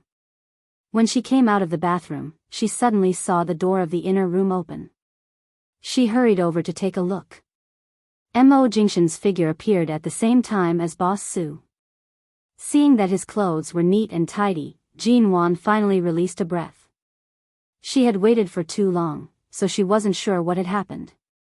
Earlier, she almost suspected that Mo Jingshan had sold himself in order to help her obtain the chess record. She even suspected that this Boss Su had some bad hobbies. As expected, she had thought too much. Jin Wan secretly chuckled. She walked over and saw that Boss Su was chatting happily with Mo Jingshan. The moment Boss Su saw Jin Wan's expression, he immediately smiled teasingly. "Look, your wife has been waiting anxiously." Mo Jingshan lightly curved his lips, calm and noble. "I've indeed waited for a long time. All right, my heart is aching right now. I really don't want to talk. You two can go wherever you want to go. I have to think of a way to calm down." Boss Su raised his hand and waved at them. Jin Wan originally wanted to discuss with Boss Su to see if she could really use the chessboard to exchange for the chess record. In the end, he wanted to leave just like that. She stared at the white-bearded old man in front of her with a dazed expression. Before she could find a chance to speak, she was directly pulled out by Mo Jingshan. "What did you talk to him about in there? Is he unwilling to give it to us no matter how much money we spend?" Jin Wan curiously asked. Mo Jingshan did not speak. His gaze was calm and unruffled. He glanced at Jin Wan. The beautiful, confused, curious, anxious, and slightly upset little woman who was unable to obtain what she wanted. "I say, it's rare to find out what Grandfather Mo likes. Since you've already brought me here, you can't possibly go empty-handed." Jin Wan's words suddenly choked. She stared in shock at the chess record that Mo Jingshan suddenly handed to her. She stared at it in shock for a long time before reaching out to receive it. She carefully flipped it open and glanced at him in shock. He actually gave it to us? How much did you spend?" Mo Jingshan gave an unfathomable smile and walked out without replying. "How much exactly did you spend? This is a gift I wanted to give to Grandfather Mo, not something you gave it to me, so you have to put it on my tab. I can earn it myself. As long as I have some time, I didn't spend a single cent." Mo Jingshan saw her anxious appearance and no longer kept her in suspense. "How is that possible?" The two of them walked out of the clubhouse. Jin Wan politely nodded at the people inside and politely said goodbye. She then held the extremely valuable chess record in her hands and asked, "What exactly happened? Didn't you say that someone spent 100 million yuan and still couldn't buy it? If you didn't spend any money, could it be that Mo Jingshan had agreed to some difficult request? She did not wish for him to be controlled by others or agree to unreasonable conditions because of her. Elder Su is a chess fanatic," Mo Jingshan calmly stated. "I made a bet with him. If I win against him on the chessboard, the chess record will belong to me." Shock. Shock. Apart from shock, there was more shock. Jin Wan's mouth fell open for a long time before she asked in disbelief, "You know how to play chess?" Although Grandfather isn't as obsessed as Elder Su, he can be considered half an expert. From the age of 3, I was forced onto the chessboard by him to play with him. What do you think?" Mo Jingshan's words were unhurried. Jin Wan was so shocked that she could barely close her mouth. She pressed against his side and softly asked with uncertainty, "You really didn't spend a single cent?" The man glanced at her, his brows handsome and stern. "Your husband's face isn't even worth 100 million yuan. What an expensive face. Jean Wan swallowed her saliva. It's worth it, worth it. Definitely worth it. Happy? NN. Happy. Shouldn't you let me be happy tonight as well? Ah. The man's low and seductive voice brushed against her ears. Tonight, it depends on your performance, N. Jean Wan stared at him in a daze. The chess record in her hands instantly felt as though it weighed 1,000 pounds. She recalled that she had waited too long inside and had even gone to the bathroom. It was in the bathroom that she discovered that. Jean Wan licked her lips, tiptoed to his ear, and softly whispered something. Mo Jingshan's expression instantly froze. She cleared her throat. Seeing his expression, she timidly held the chess record in her hands and looked at him. She said pitifully, "Then, should I return it to you first?" As she spoke, she even put on an expression as though she was willing to part with it and hand it over to him for safekeeping. Mo Jingshan was angered to the point of laughing. Chapter 40. The bustling street was bustling with people. Under Mo Jingshan's gaze, Jean Wan happily held the chess record in her hands as she walked. She did not turn back to see the man's angered expression. Not far away was Hai Cheng's largest department store. Jean Wan opened her mouth. Actually, I have a lot of suitable clothes at home. There are also many new ones that haven't even had their tags removed. I might as well buy a suitable coat today. As she spoke, she suddenly glanced at the long coat displayed in the display window of a branded store. She was about to walk over. However, her waist was suddenly tightened. Mo Jingshan directly pulled her back. She raised her head in confusion only to hear the man's low and heavy voice by her ears. It's too thin.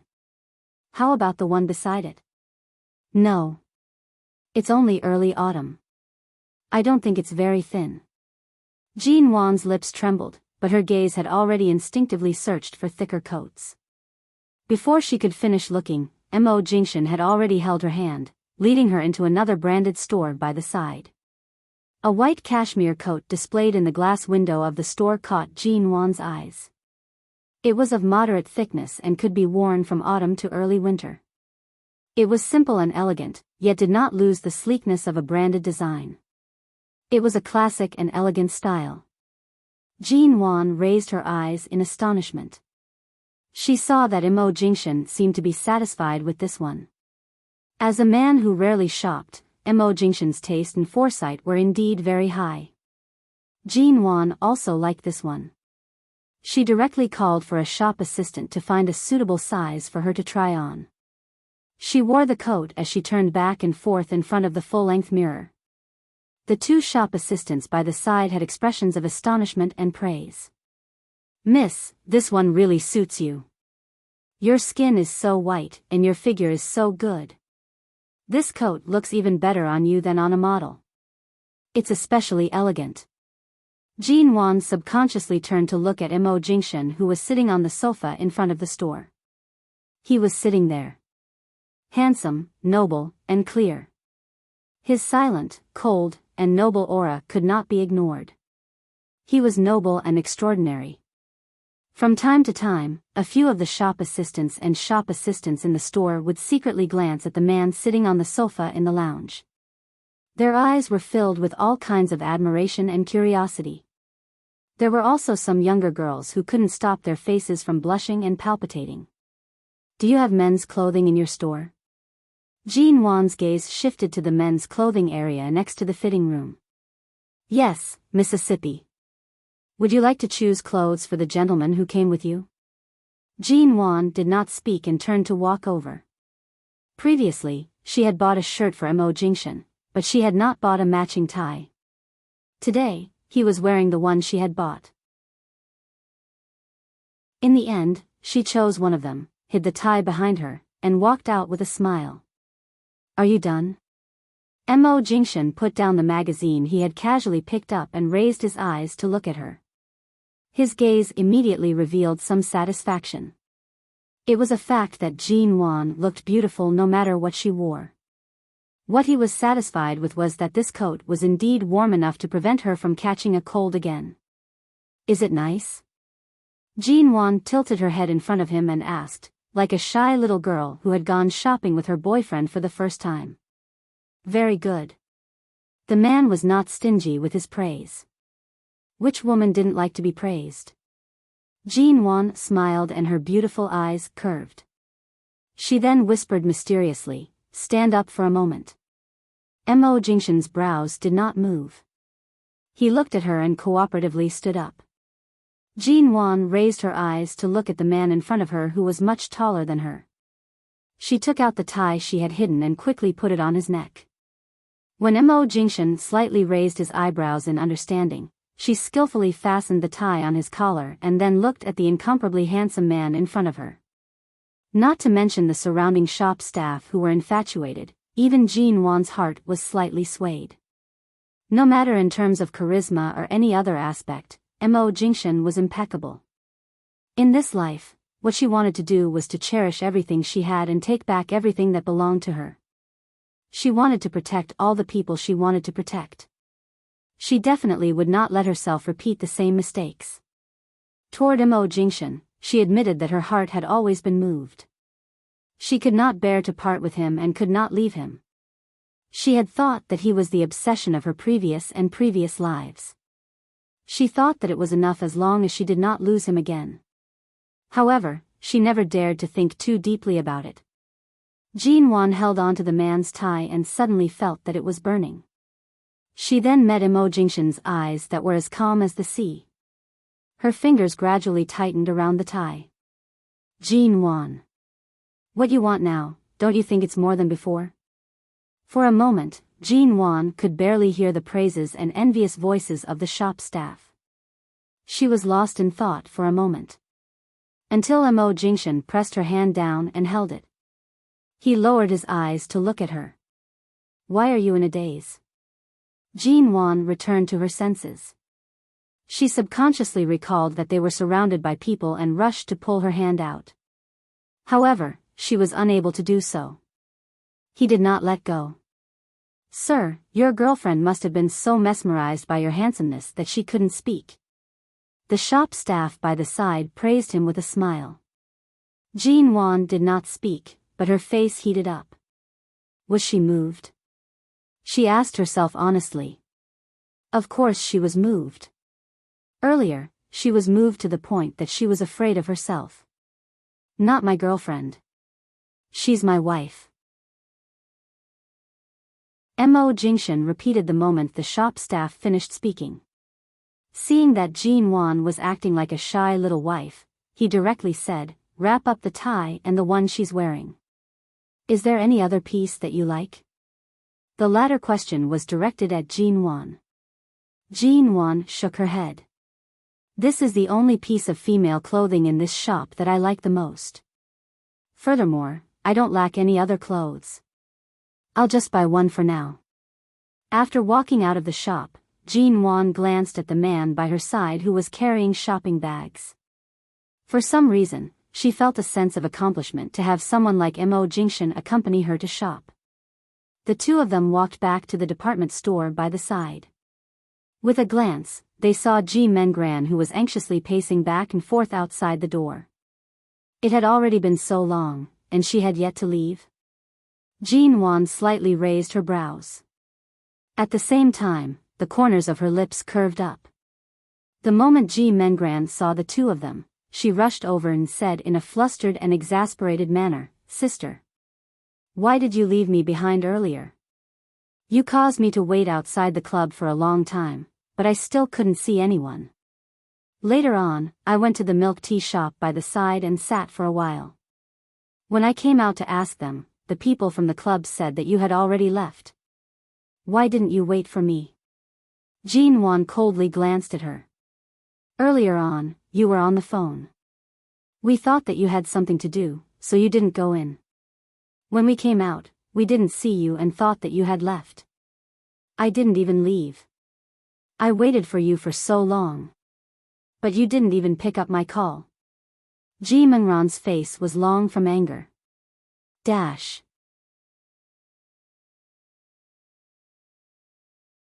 Chapter 41. Oh, when we slept last night, our phones were all set to silent. I didn't hear it. Jean Wan's tone was indifferent. Ji Mengran gritted her teeth. You're trying to get rid of me on purpose, aren't you?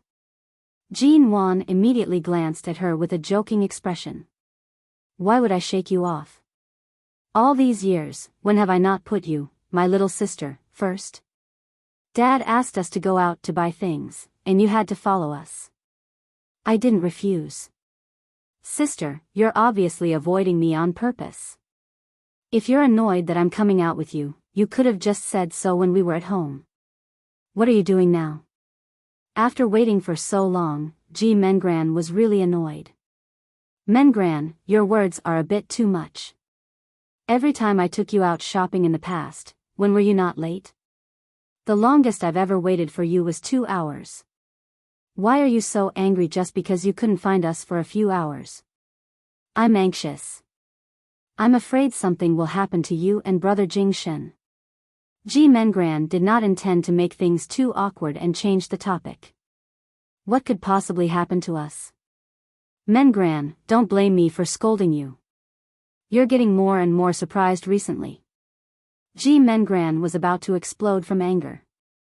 In the end, Jean Wan's words nearly caused her internal organs to bleed. She gritted her teeth, but her expression slowly turned stiff. I was just too anxious, that's all. That's why I said a few more words. Jean Wan coldly curved her lips and did not look at her again. She held Mo Jingshen's hand and entered the department store. In the end, Jean Wan only bought a few simple things. Ji Mengran followed along and saw a dress that cost more than 100,000 yuan. She wanted Jean Wan to swipe Mo Jingshen's card to buy it for her, but Jean Wan pretended not to understand. In the end, Ji Mengran swiped the card herself with an ugly expression.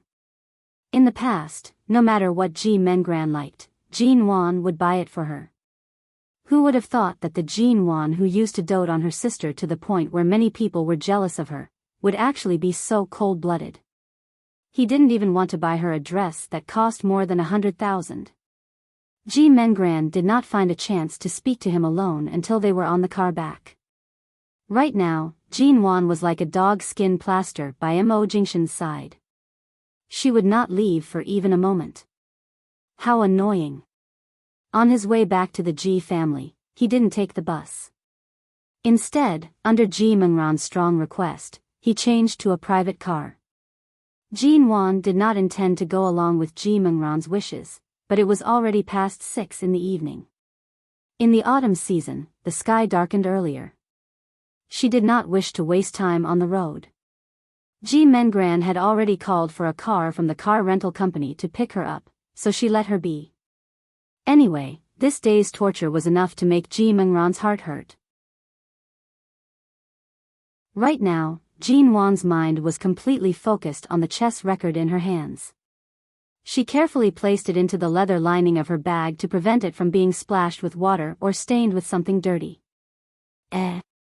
Master, why did you take a detour?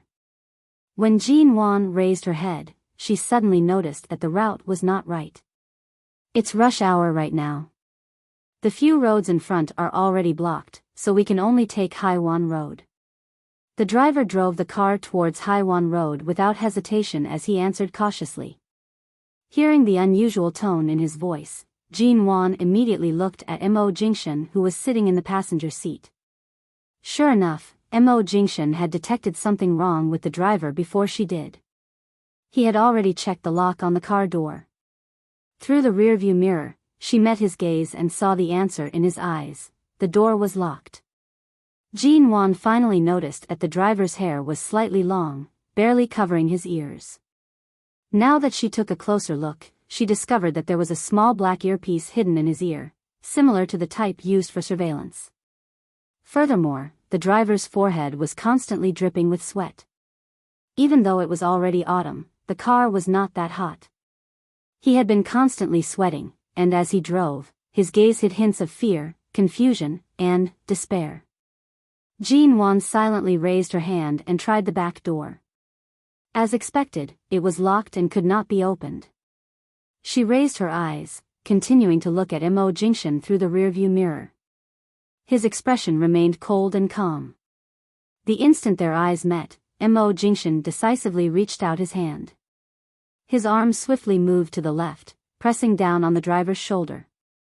His voice was low and heavy, but it gave off a heavy sense of danger. "Stop the car." The driver's entire body instantly trembled, and the sweat on his forehead increased. He closed his eyes in despair, his voice trembling as he said, It's too late." The moment he finished speaking, the driver's head suddenly dropped forward, as though he had been drugged. He could no longer hold on and fainted. The speeding car abruptly sped forward due to losing control of its direction. Ji Mengran, who was sitting by Jin Wan's side, finally realized something was wrong. She then cried out due to the driver's strange behavior, what's wrong with the driver? What happened?" Jin Wan's hand rushed to open the car door. Mo Jingshan, who was sitting in front, had already decisively kicked the unconscious driver to the side. He sat in the driver's seat and took control of the steering wheel to prevent the car from losing control. 3 seconds later, he suddenly spoke. His tone carried a chill that made one feel as though they had fallen into an ice cave. "The car has been modified. The speed is set at 150, and the brakes are out of order. At this speed, we can't use normal methods to slow down the car." "Then what should we do?" Ji Mengran screamed shrilly. "Why did the driver suddenly faint? Is someone trying to kill us?" Hearing Ji Mengran scream, Jin Wan was certain that this murder had nothing to do with her. Furthermore, Ji Mengran was sitting in this car. There was no way she would put herself in danger. Furthermore, Mo Jingshan was also in this car. Based on her infatuation with Mo Jingshan, Ji Mengran's suspicions could be eliminated immediately. "Is the fuel tank full?" Jin Wan stuck her head out, asking as she looked at the fuel gauge in front of Mo Jingshan. With one look, Jin Wan's heart instantly sank. It was actually full. It was impossible to stop the car after the fuel ran out. It would take at least 5 to 6 hours to run out of fuel. The car's speed remained unchanged at 150 as it sped through the city. Haiwan Road was close to the large sea and open beach in the east of the city. Furthermore, it was a circular road that circled around the seaside. This kind of speed was undoubtedly suicidal during the 6 p.m. rush hour. Furthermore, there were no roads that could lead them to the suburbs or safety zones. The only way forward was to head straight for the center of the city. Mo Jingshan suddenly said coldly, "Sit tight." Ji Mengran's face was already filled with fear as she tightly gripped onto the seatbelt. Her face was already pale from fear. Jin Wan silently glanced at the unconscious driver who had been kicked to the front passenger seat. The driver clearly knew of this plot from the start. From the looks of his earphones and the drugs he had been drugged, it was likely that he was forced to risk his life to do such a thing. Who on earth was it that was so ruthless and direct? They clearly wanted them to die. Chapter 42. Right in front of them, a large truck suddenly sped over. The speed of the car was abnormally fast, heading straight in their direction. Ji Mengran abruptly screamed, "Ah! Ah! What should we do? What should we do? Will we die?" "I don't want to die, shut up." Jin Wan harshly reprimanded her. Ji Mengran was already scared out of her wits. Her screams did not stop, and she did not have any intentions of stopping. Her hands gripped the seatbelt so tightly that her knuckles turned white. Jin Wan, who had already died once, could not say that she was not afraid of this life-threatening situation, but she could still deal with it rationally. When she saw Mo Jingshan sitting in front, controlling the steering wheel and their lives, she saw the calmness in his eyes, and the fear in her heart lessened. "Open the windows," Mo Jingshan suddenly ordered. "All right." Jin Wan immediately cooperated, even though she did not understand the meaning of his request in such a dangerous situation. But after reaching out to try, she raised her eyes in shock. The doors are locked, and the windows are also locked. Mo Jingshan furrowed his brows. At the moment when he was about to collide with the truck, accompanied by a cry of despair, he abruptly turned the car around and drove straight toward the unobstructed coastline on the other side. No. The doors won't open, we'll drown, Ji Mengran cried hoarsely. No, I don't want to drown, but the car was already out of control. Even when she tried to stand up, her legs were too weak to move. Her entire body was plastered against the seat, her eyes filled with fear. Quiet down. Jean Wan turned to glare at her fiercely. Do you want to be smashed into meat paste by the truck here, or do you want to charge through the city center, losing your life while bumping into innocent people? Fear had already taken over Ji Mengran's rationality. If we ram them to death, then so be it. What does it have to do with me? If we charge into the sea like this, we'll definitely die. We'll die. If you yell one more time, I'll strangle you to death. Jean Wan coldly said. With that, she looked up at Mo Jingshan, who had already driven the car into the sea. The moment the car plunged into the sea, she smiled at him. The car was controlled, and the doors and windows were locked. They were too far from the desolate countryside, and there were either trucks or crowds of people in the city center in front of them. Even though driving the car into the sea might be a dead end, as long as Mo Jingshan was here, she was not afraid. At first, the seawater didn't sink too quickly, but the deeper they sank, the faster it sank. The cold water gradually covered the soles of their feet. The car could no longer be controlled in the water. Mo Jingshan moved his hands away from the steering wheel. He raised his black eyes and saw Jean Wan glancing at him through the rearview mirror. His heart seemed to have been struck by something. He stared into her eyes, but at the same time, she suddenly reached out and covered Mengran's mouth with a fierce expression, which was still wailing like a ghost and howling like a wolf. Mo Jingshan softly chuckled. The body of the car was sinking at a frightening speed without end. The bone-chilling seawater poured into her nose and mouth. Ji Mengran finally could no longer scream. She returned to her senses and rushed to remove her stilettos to knock against the well-sealed car window. Even though she knew this method was futile, Jean Wan did not stop her. She struggled to open her eyes in the water and looked at Mo Jingshan, who was reaching for the pillow above the front passenger seat. What was he trying to do? The deeper the car sank, the greater the water pressure. Even if the car door was not locked, it could not be opened. Due to the water pressure, the car window could not be easily smashed. However, in the past few years, she had heard of a method to save herself underwater on the internet. It was to pull out the small pillow above the front passenger seat. After pulling it out, she would see two slender metal rods that were used to hold the seat in place. Although the car window could not be smashed open, it could be pried open. After prying it open, the water pressure in the car would be reduced. Only then could they break open the car window. Jean Wan rushed to pull out the other one. This way, they could quickly pry open the car window with him. It was unknown how deep the car had sunk, but the feeling of suffocation was growing stronger. Thankfully, Mo Jingshan had pried open the car window first. Jean Wan picked up the other metal rod and smashed it against the car window. The car window finally began to crack. Jean Wan rushed forward to use her hands to pry open the excess glass.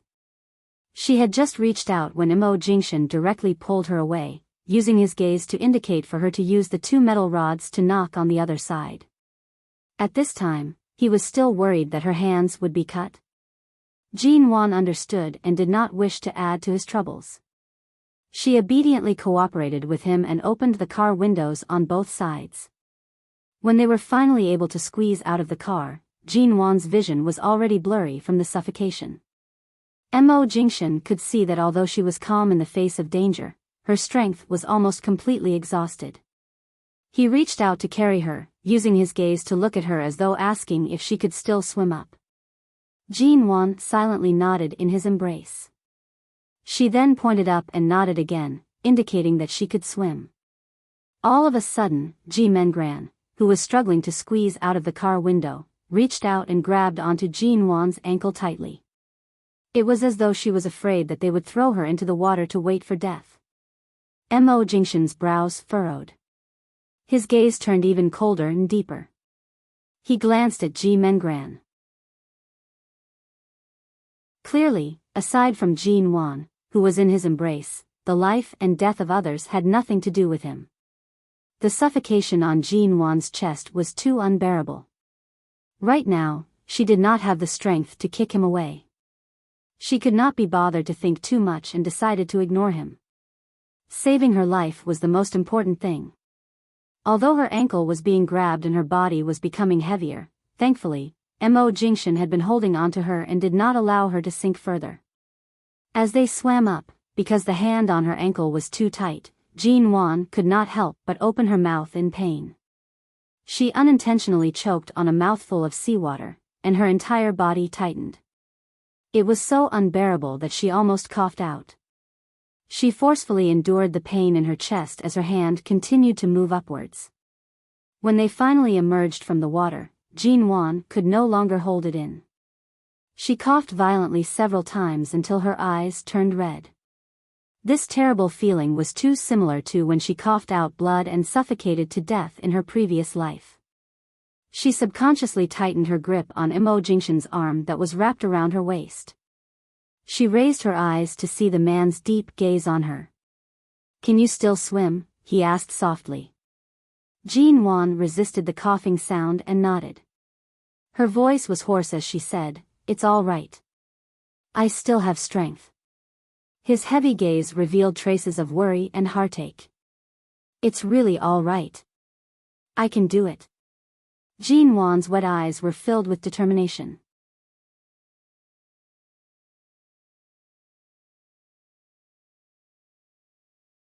Returning to the yew garden, Jean Wan's mind relaxed. The moment she entered, she leaned against Mo Jingshan weakly. "I came back alive." She took a deep breath, her voice hoarse from exhaustion. Today, if Mo Jingshan hadn't been in the car, if he hadn't been so decisive, and if he hadn't acted decisively to avoid danger, her second life would have been over. Mo Jingshan held her body that could no longer stand stably. "It's all right now, En." Jean Wan pressed her face against his chest, listening to his heartbeat through his wet clothes. Her tears almost fell uncontrollably. She sniffled, suppressing the agitation from escaping death. As though sensing the change in her emotions, Mo Jingshan patted her shoulder comfortingly. His low and unhurried voice approached her ears. "You're only scared now? Earlier on in the sea, you were so brave. Mrs. Mo, you're actually crying the moment you return home?" Did he mean that the image she had used her life to create today had collapsed in an instant? Jean Wan almost choked out. She raised her head to look at him. "Can't I be agitated?" He chuckled softly, pinching her cold cheeks. "Congratulations, Mrs. Mo. You survived a disaster. You're worth celebrating." Jean Wan sniffled and wanted to speak, but Mo Jingshan called for Auntie Chen. "Bring her to take a hot shower and change her clothes." Auntie Chen wanted to ask what had happened to them and why they were both soaked. However, when she saw Jean Wan's pale face, she was frightened and did not dare to waste time asking. She rushed to help Jean Wan back to her room. When Jean Wan walked upstairs, she could not help but turn back to look at the man by the door. Mo Jingshan, who was usually well-dressed, was also soaked. His shirt and trousers clung tightly to his body. However, even though he looked as disheveled as her, it did not reduce his charm in the slightest. Auntie Chen helped her to take a hot shower. Jean Wan did not soak in the bath but requested to take a shower. She had only discovered that her period had arrived when she went to the bathroom at the chess club. "Madam, you're on your period. Your body is so cold. Are you really okay?" Auntie Chen asked worriedly. "It's all right. I'll be fine after I shower a little longer." Jean Wan endured the terrible pain in her stomach and waved her hand at Auntie Chen. "Help me take out the things in my bag." Check if the chess manual and cell phone in the innermost waterproof compartment have been soaked. Auntie Chen nodded and brought her dripping bag in, wiping it clean with a towel. The cell phone and the chess record in the innermost compartment are not wet, but the rest are soaked. Hearing this, Jean Wan immediately released a breath of relief. That's good. Auntie Chen saw that Jean Wan did not have any other instructions and turned to help her boil some brown sugar water. Jean Wan showered for a long time. It was only after Mo Jingshan had finished showering and changed his clothes that she slowly came out of the bathroom. After soaking in the cold seawater, her stomach was in so much pain that it could kill. After being bathed in hot water for a long time, her face was no longer as pale as before. There were even some hints of red. You're done showering? Jean Wan saw Mo Jingshan. Come here. Mo Jingshan saw her pink and slightly red face. His Adam's apple moved, and he called out softly. Jean Wan subconsciously walked toward him. The moment she approached, he suddenly pulled her into his embrace heavily. He placed a kiss on her forehead, and as though confirming that she was in no danger, he gently released a breath of air. Even though he did not make a sound, Jean Wan sensitively sensed that today's situation was targeted at her. Who could it be? The Zhou family? Or the Han family? Or was it someone who had a grudge with the Ji family? In her previous life, after the Ji family went bankrupt, there were indeed many people who had grudges with the Ji family who came to find trouble with her. In both her previous lives, Jean Wan was not unfamiliar with such cases. However, today's incident was actually aimed at taking her life. By tomorrow morning at the latest, the culprit behind the scenes will definitely be found. He lowered his voice by her ear. Don't think too much. I'll take care of everything. Jean Wan was quiet for a moment. So, you already know who is behind this?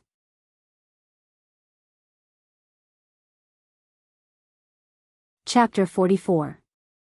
Jean Wan was indeed extremely cold. Earlier on, she had forcefully held on, but now that her determination had been shattered, she curled up in the blankets and did not bother to hide it anymore. She kept shivering, but her gaze could not help but land on his body. It was only when Mo Jingshan brought in the brown sugar water that she shifted her gaze away. Something like menstrual pain was actually seen by Mo Jingshan. Really, she had thrown her face all the way to her grandmother's house. So, who exactly wants to harm us? Jean Wan asked. She paused for a moment. Or rather, who exactly wants me dead? Mo Jingshan handed her the brown sugar water. There are too many cases of wealthy families hiring killers. In the future, don't return to the Ji home too often. Jean Wan was startled, but she understood. Today's incident most likely had something to do with the Ji family's enemies. After all, Ji Mengran was the one who had called for the cab. Even if Ji Mengran was completely unaware of the situation, the other party had acted through Ji Mengran's phone.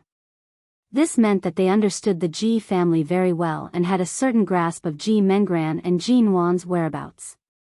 Could it be Shinharu?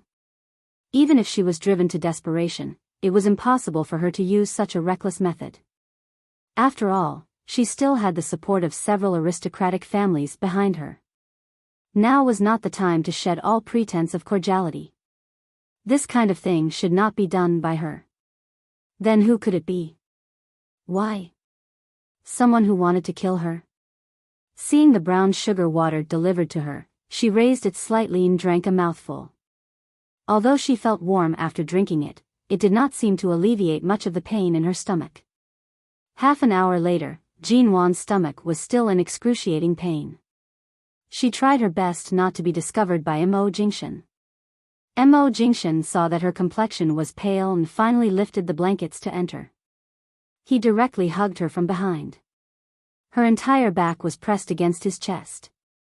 Jean Wan originally wanted to say that she was fine, but she still slowly relaxed in his embrace. The man's hand was warm and strong. He placed it on her abdomen, not allowing her to refuse. At the same time, he pulled the blankets higher and held her cold hands. He gently and slowly rubbed her palms. After a moment, he lowered his eyes to look at Jean Wan, who still did not feel sleepy. Still in pain? Jean Wan turned her head and looked at him with watery eyes. Fortunately, it's a special situation today. It's only because the seawater was a little cold that I felt uncomfortable. The man's hand continued to gently stroke her abdomen. I've called the doctor over. If you can't sleep, wait for the doctor to check before you sleep. There's no need to call a doctor. It's just my period. There's really no need to trouble a doctor to come so late at night. If it still hurts tomorrow, I'll just go to the hospital to get some medicine. Jean Wan quickly sat up. She had just wrapped herself in a towel, so when she sat up, the towel fell off. Mo Jingshan met her gaze. On her porcelain-like skin, there were traces of kisses from last night at the Ji home. Right now, Jean Wan had her period as a protective talisman and did not think much of it. Her gaze was extremely innocent, and she was so magnanimous that it was as though she had only lost a coat. Didn't you say this afternoon that your flight will be to England tomorrow morning? Jean Wan did not bother with the towel. She reached out to grab the blanket and casually covered her body with it. Recently, the Mo Corporation had a project to discuss with a partner in England. Tomorrow, Mo Jingshan would be going to England for a business trip for 2 to 3 days. She had almost forgotten about this matter. Thankfully, nothing major had happened, and it did not affect his work schedule. There's no rush. You can sleep on the plane tomorrow. His gaze was deep as he watched her. His hand pinched her face. Mrs. Mo had quite a fright today. I have to stay by your side. Jean Wan wanted to say that she was not that delicate, but his words made her feel good. She reached out and wrapped her arms around his neck. Following her heart, she took the initiative to kiss his thin, cold lips. Her lips were a little cold, and so was his. But in an instant, her touching kiss inexplicably turned into a prairie fire. Their tongues and lips intertwined. He pressed her into his embrace and bent down to hold the back of her neck, so that the kiss could deepen. Their lips finally warmed up. At the same time, their bodies heated up as well. Jean Wan was kissed until she panted and retreated slightly. The man in front of her pressed her into the bed. The lingering and scorching kiss caused her to feel slightly dizzy. She could even feel the obvious change in his lower body. It was dangerously pressing against her. Only then did Jean Wan realize that she was completely unaware of the changes in the Passion Valley. Earlier, she was really unguarded. Wait a minute. The situation did not seem optimistic. She suddenly whimpered against his lips. She placed her hands on his chest and felt her tongue go numb from the kiss. I barely escaped death and swam for so long.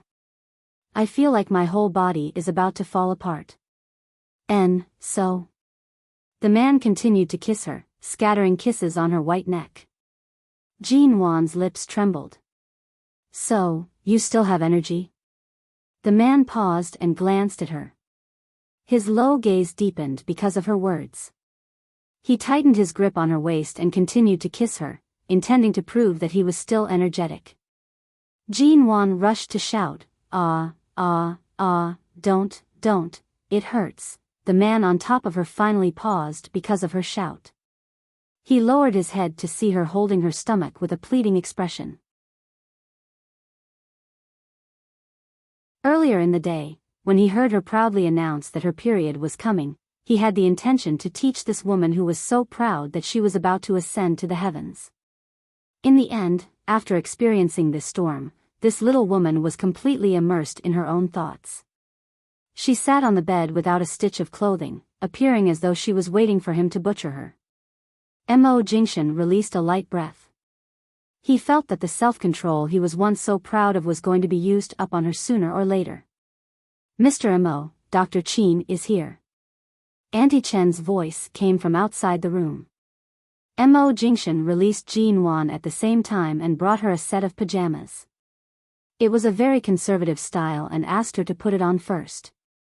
Miss G caught a cold during her period. Drink some medicine for a few days and keep warm. You should be fine. In the middle of the night, Enchanting, who was suddenly called to the U garden by Immerse, did not even have the time to complain. He was forced to treat his wife who was on her period. Jinwan recognized Enchanting. He was the second young master of the Qin family in Haicheng. Ever since he was young, he had always been interested in medicine. At a young age, he had given up on business to study medicine. Right now, he was a well-known physician in the country and was even a visiting professor in the medical university. With Immerse's aloof and taciturn personality, he did not have many friends. However, this young and promising Dr. Qin was one of his few closest friends. Her stomach hurts. Is there any way to relieve it? Immerse furrowed his brows slightly. Enchanting's eyelids twitched. He stared at him as though he was looking at a monster. Someone like Immerse was actually standing here and asking a woman how to not have a stomach ache during her period.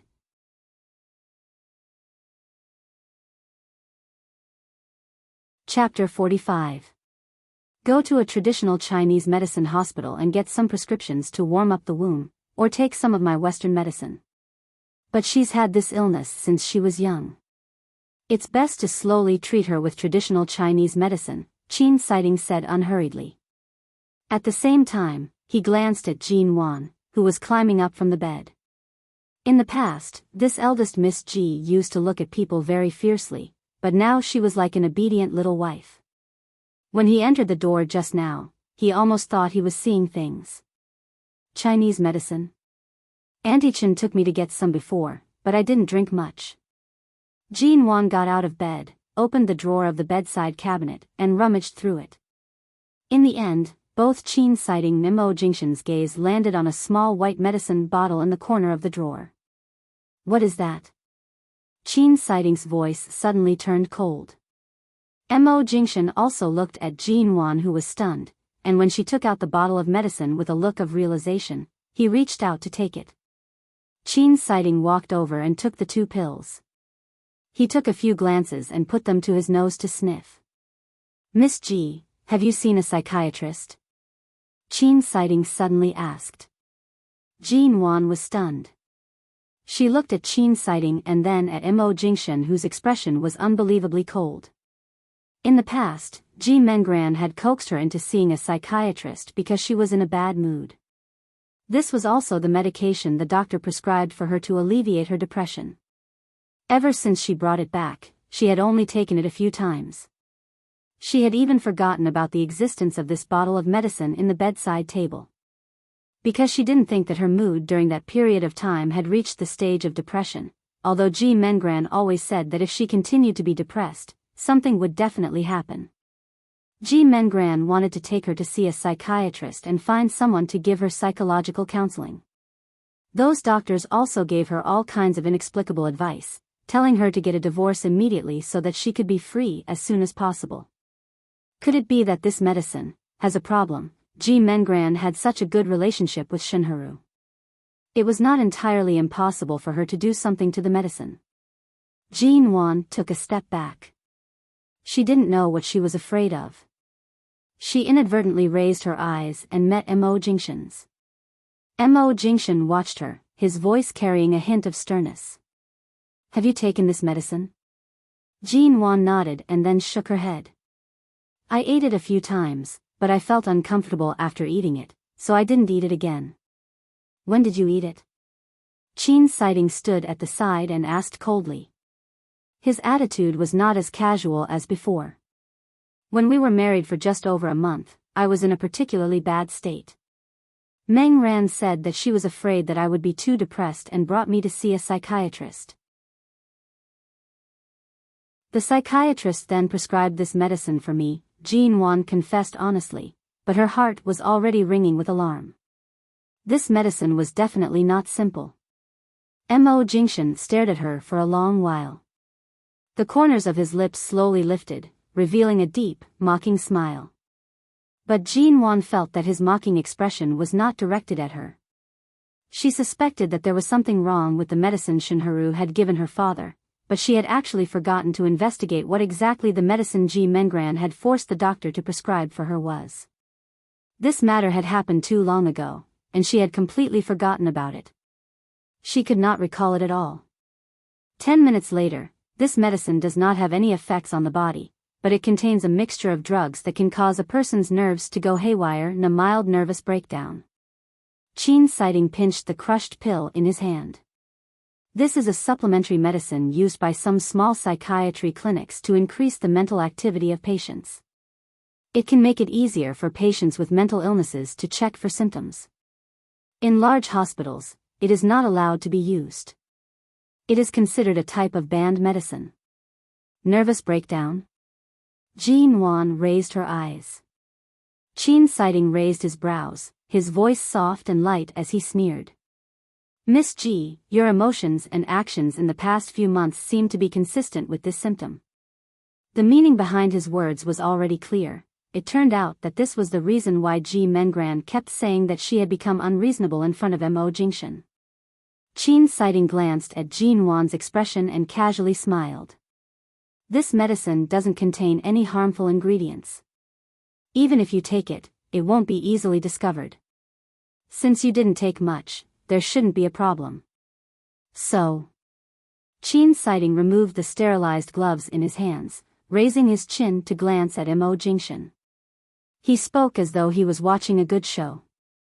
CEO Mo called me over in the middle of the night just because your woman took the wrong medicine.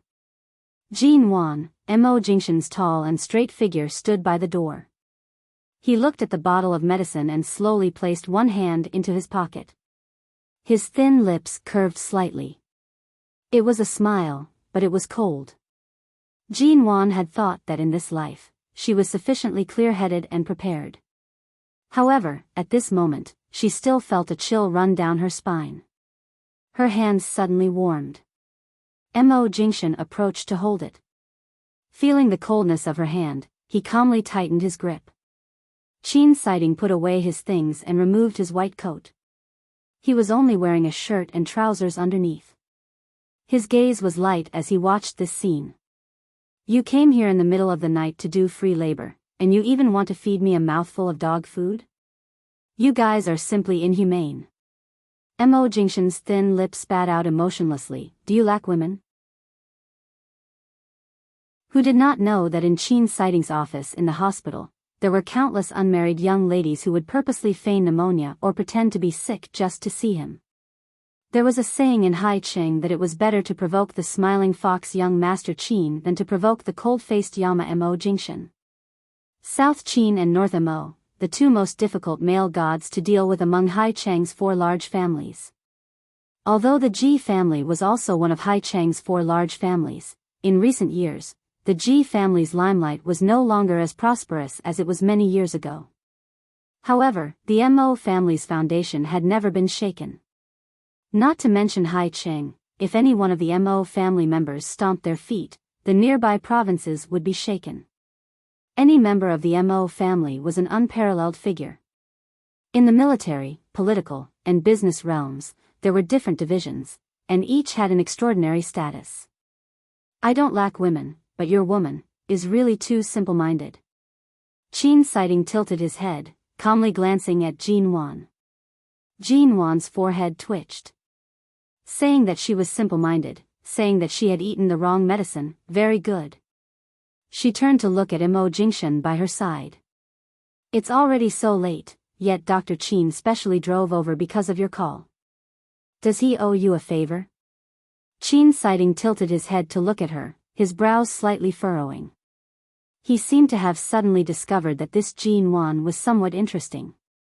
Mo Jingshan, you can say that. Jean Wan's eyes immediately brightened. Then, on account of your face, can I ask him to help me with another favor?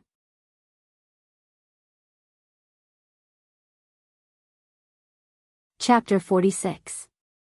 Jean Wan took out the medicine she had brought back from the Ji family and presented it to him.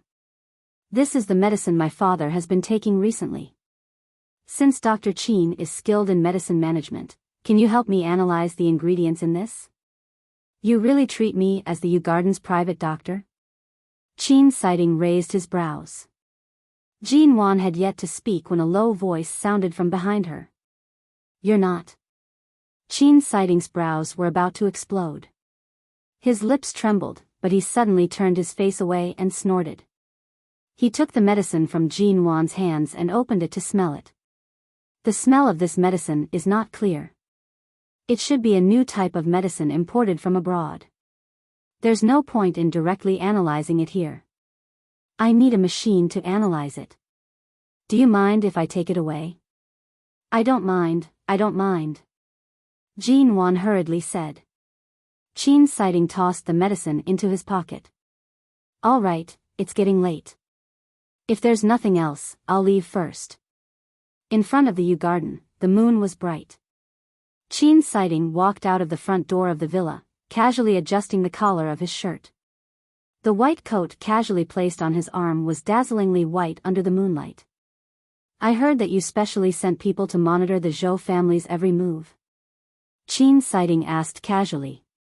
Mo Jingshan raised his eyelids, a cold smile flashing across his eyes. Are you trying to say that you're well informed? Is it because of the woman inside? Qin Sighting continued to ask coldly. Mo Jingshan calmly said, You can scram now. Qin Sighting raised his brows, lifting the corner of his lips. His voice was cold. Don't tell me, towards this Jin Wan, you're starting to get serious? Mo Jingshan tilted his head to look at him. After a long time without receiving a reply, Qin Sighting smiled mildly. Lost control? This isn't your original intention of marrying her.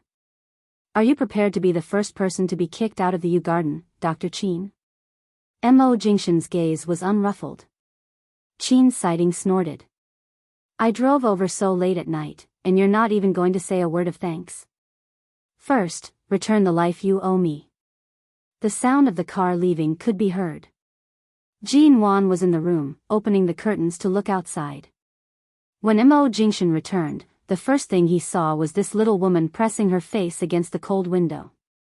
She appeared as though she had suddenly realized something and was deep in thought. Dr. Qin left? Jin Wan heard the door and turned back. Yes. Mo Jingshan watched as she pressed her entire body against the cold window, calmly saying, It's too cold in front of the window. Don't lean so close. Jin Wan turned and walked up to her. Tell me, if I hadn't been disturbed by all these things, would I have fallen in love with you? Before she could finish her sentence, the man suddenly kissed her. The kiss was a little heavy, a little deep, and even a little impolite. Jin Wan only had time to let out a low whimper. Her waist was circled, and in the blink of an eye, she was pushed against the wall by him. He kissed her until her lips began to feel numb, and her entire body softened to the point where she could barely stand. She didn't quite understand. Why did he suddenly make her feel like he was kissing her with some sort of aggressive emotion? After a long time, the man's lips were still pressed against hers. Gradually, he pressed his forehead against hers, and his eyes locked onto hers. Jin Wan felt that if they continued kissing, neither of them would be able to sleep tonight. Besides, he had to go to the airport first thing in the morning. The moment she thought of the 3 days of separation, she directly buried her head against his neck, softly saying, Stop kissing. If you continue, you'll lose control. It's not like you don't know my special situation today. When Mo Jingshan heard the words lose control, he did not speak for a moment. A moment later, Jin Wan heard the man's voice land on top of her head. How many days? What do you mean by how many days? She raised her head. The moment she met the man's burning gaze, she immediately coughed in embarrassment. For days, sometimes 5 days, every month, her great-aunt would only end after 4 to 5 days. It had always been very accurate. After thinking for a moment, she said, So tonight, if you don't plan on sleeping in the master bedroom because you don't want to rest well, I don't mind. Seeing her relaxed and radiant expression, Mo Jingshan's heart moved. He held the back of her head and lowered his head to kiss her. Jin Wan was kissed until she did not even have the strength to push him away. She had just softened in his embrace when she heard the man's low and hoarse voice press against her lips. Wait for me to come back, then I'll deal with you. Wait for him to come back, wait for him to come back from England in a few days. Jean Wan's heart trembled along with his voice. Her two hands circled around his neck, reluctantly replying hoarsely, and, under the misty moonlight, he seemed to smile. Then, he kissed her deeply, kissing her until her limbs were weak. Even her voice sounded like a cat's meowing. Finally, he let her go. He carried her, who was kissed until she no longer had any strength left, to the bed. He lifted the blankets and stuffed her in. This man's restraint and calmness were too strong. Under such circumstances, he could still stay in the master bedroom and hug her to sleep. However, to Jean Wan, this could be considered a gift. After all, he would be flying to England tomorrow.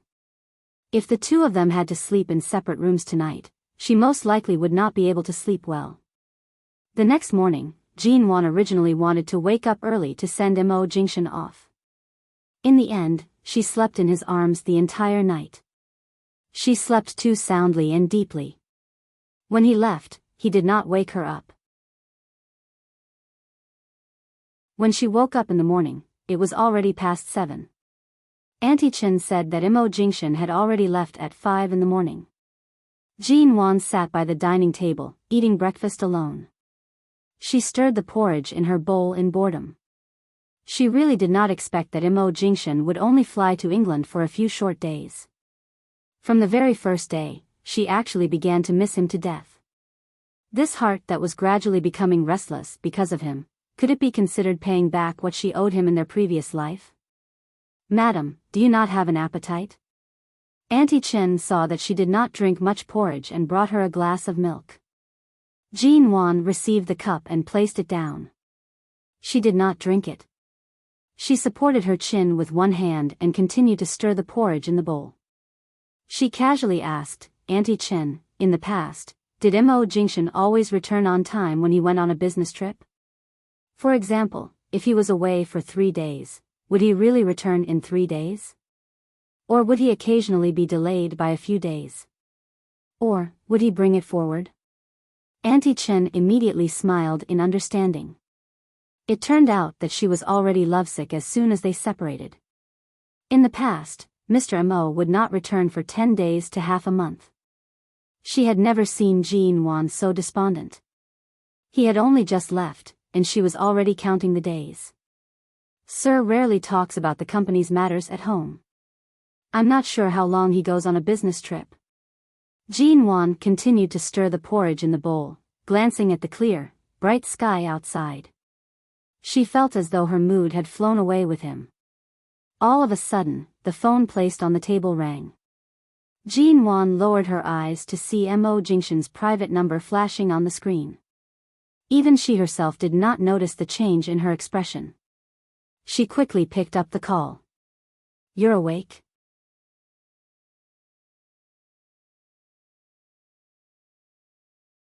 Chapter 47. Seeing that you were sleeping too soundly, I couldn't bear to.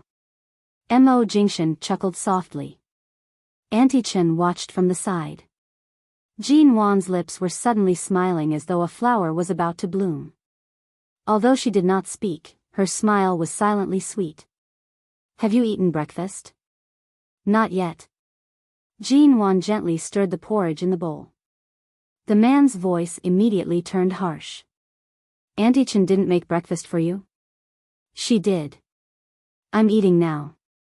I woke up too late and just came down to eat. Her lack of appetite was her own problem. She definitely could not shift the blame to Auntie Chen. Eat properly. Things like last night, I'll take care of them in the future. Don't let your imagination run wild. Was he here to supervise her eating breakfast and to comfort her? Jean Wan was like a kitten being caressed. She responded with an, oh, and took the opportunity when Auntie Chen left to whisper, I'm afraid my appetite won't be good these 3 days. If you want me to eat properly, you have to come back early. Mo Jingshan, did she mean that without him around, she wouldn't even be able to eat properly? In the past, she wanted to push him 800 feet away, but now, she was acting like a spoiled child. Mo Jingshan chuckled softly and hoarsely. Be obedient. Finish the breakfast Auntie Chen made. You're not allowed to leave a single bite. Jean Wan glanced at the porridge and more than 10 soup dumplings on the table. How can I possibly eat so much? Even if I can't, I have to eat. Although Jean Wan said she couldn't eat, she began to eat the porridge while talking on the phone. She then picked up the soup dumplings, but Auntie Chen rushed over to take them away. Madam, it's a little cold after being left out for too long. Let me heat them up for you. Jean Wan immediately mouthed to her, just heat a few less. In the end, after Jean Wan hung up the phone, Auntie Chen brought out the soup dumplings a few minutes later. It was still an entire basket, more than 10 of them. Seeing Jean Wan's expression, Auntie Chen said with a smile, before Mr. Mo left, he said that while he's not around, Madam, you have to eat all 3 meals at home. You have to have a balanced diet, and you can't eat too little. Sir said you've been too thin recently. Jean Wan lowered her head to look at her chest. She had what she should have and what should be big. It wasn't that she was thin. The next day, the Lan Shan residence was located in a secluded location in the center of Haicheng. Jean Wan walked in and saw that the hedonistic young master, Han Tianyuan, was currently seated in front of a mahjong table, playing cards.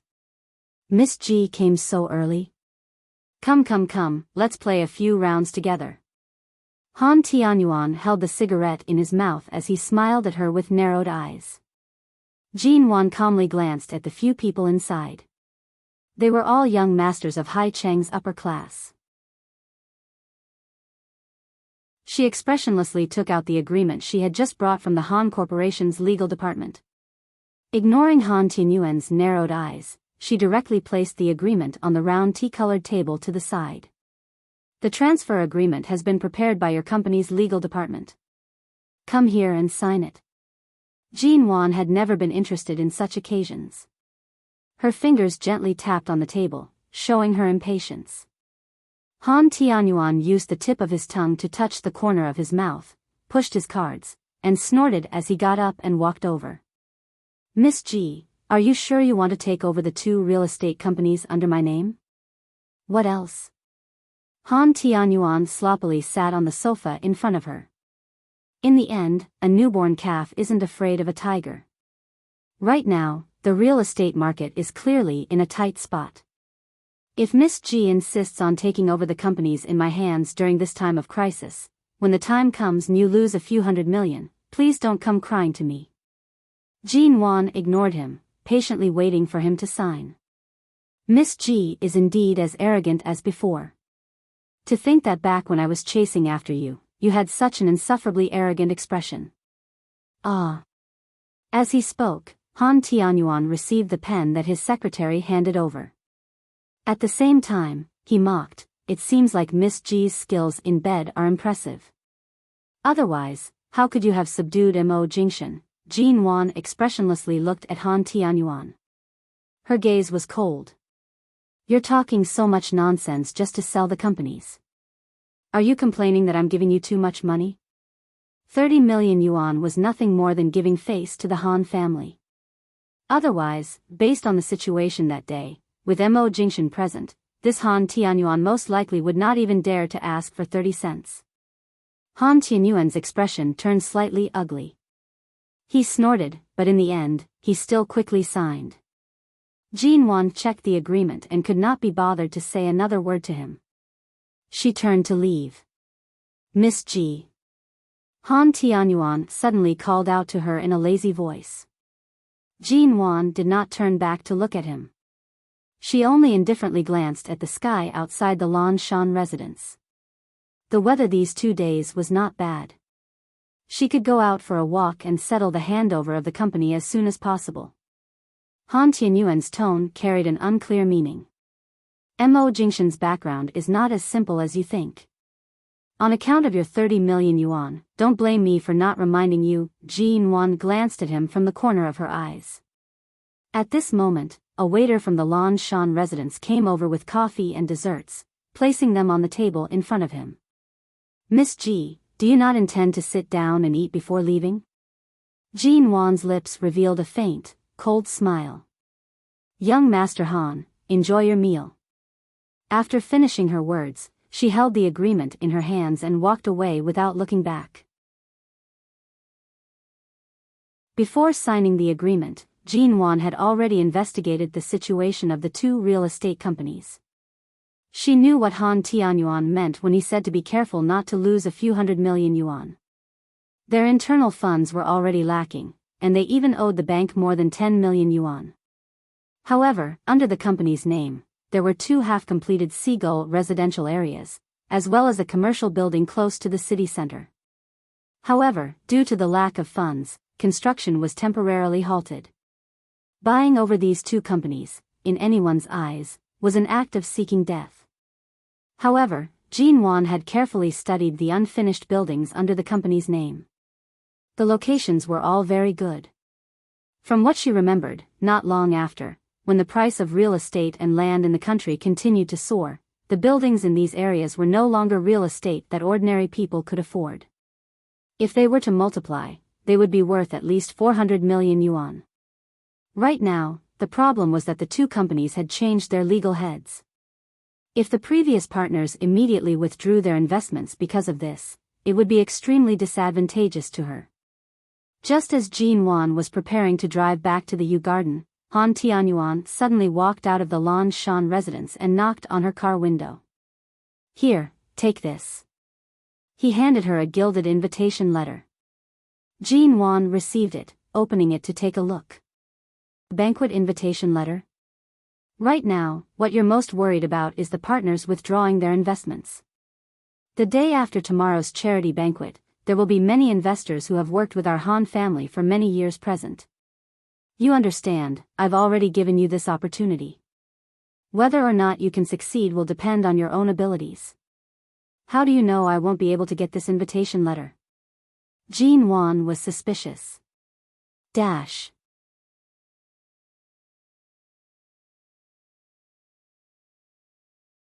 Chapter 48. Her instincts told her that this hedonistic son of the Han family would definitely not be so friendly to her. Before this, she had already considered this matter. However, the host of this charity banquet was the Han family. The Ji family was not participating. Furthermore, the number of invitations was limited. At this moment, she really did not know how she could successfully attend this banquet. Originally, she had planned to choose another path. She did not expect that Han Tianyuan would directly hand the invitation to her. Based on Han Tianyuan's temperament, he could not wait for her to be unlucky. He could not wait for the company to close down and everyone in Haicheng to watch the show with him. Would he be so kind? Han Tianyuan placed his hands in his pockets and turned around. He scolded with a smile, although the company has changed owners, the founder still has my, Han Tianyuan's, name engraved on it. If it really closes down, I really can't afford to lose this face. Furthermore, no matter what, I have to give some face to the person behind you, Mo Jingshan. It's just two real estate companies. It's not a big business. Why would young Master Han care so much? Jean Wan did not believe him at all. However, she still smiled leisurely. What founder? Didn't you snatch this company from someone else's hands back then? Do you want it? If you don't, I'll take it away. Han Tianyuan calmly glanced at her. I created an opportunity for you out of goodwill. Do you have to be like a hedgehog that pierces a few holes in someone else's body to feel comfortable? You, Miss G, are naturally unreasonable. If it weren't for the fact that your face is truly beautiful, this old man would not have bothered to do you this favor. This is a world that only cares about appearances. Serves you right. This old man was once bewitched by your face. Even now, I still remember it. After speaking, he directly threw the invitation into her car. A world that only cared about appearances, these words coming from someone like Han Tianyuan's mouth were not abrupt. He was indeed this shallow. Otherwise, Jean Wan would not have ignored him even once. She did not say more. She picked up the invitation and glanced at it. She only calmly said, "Thanks." Han Tianyuan raised his brows. He coldly snorted and turned to leave. Returning to the Lan Shan residence, he picked up his phone and sent out a message. The invitation has been delivered. 2 days later. The Sea City Business Alliance charity banquet was held at the Royal Garden Hotel. At 8:00 in the evening, the lobby of the hotel was bustling with activity. Although Hai Cheng had many prominent families, they were also divided into different factions. The Ji family and the Han family did not have much cooperation, so Jin Wan was not familiar with the upper-class people who came today. There was a waiter leading the way in front of the hotel. When Jin Wan walked in, she saw people drinking and chatting in groups. In the brightly lit hall, there were all kinds of exquisite snacks and drinks. The guests entered one after another. "Miss, would you like a glass of champagne?" Jin Wan was walking in when a waiter came up with a tray of champagne in his hand and handed it to her respectfully and politely. Almost everyone around was holding a wine glass. Jin Wan did not suspect anything and reached out to receive it. However, her fingers paused on the glass and she glanced at the waiter. After all, she wasn't familiar with the people here, and it was too easy for her to get the invitation. She had to be careful. "I'm sorry, my stomach isn't feeling too good. Do you have mineral water? Help me pour a glass of water?" The waiter nodded and turned to bring the water. Jin Wan saw that the bottle he brought was clean and unopened. She only reached out to receive it after he poured the water into a wine glass. She lowered her eyes to look at the clear glass. The water inside was clean and without any impurities. The banquet hall was filled with the fragrance of clothes and the fragrance of various high-grade perfumes. It had been a long time since Jin Wan participated in such an event in her previous life.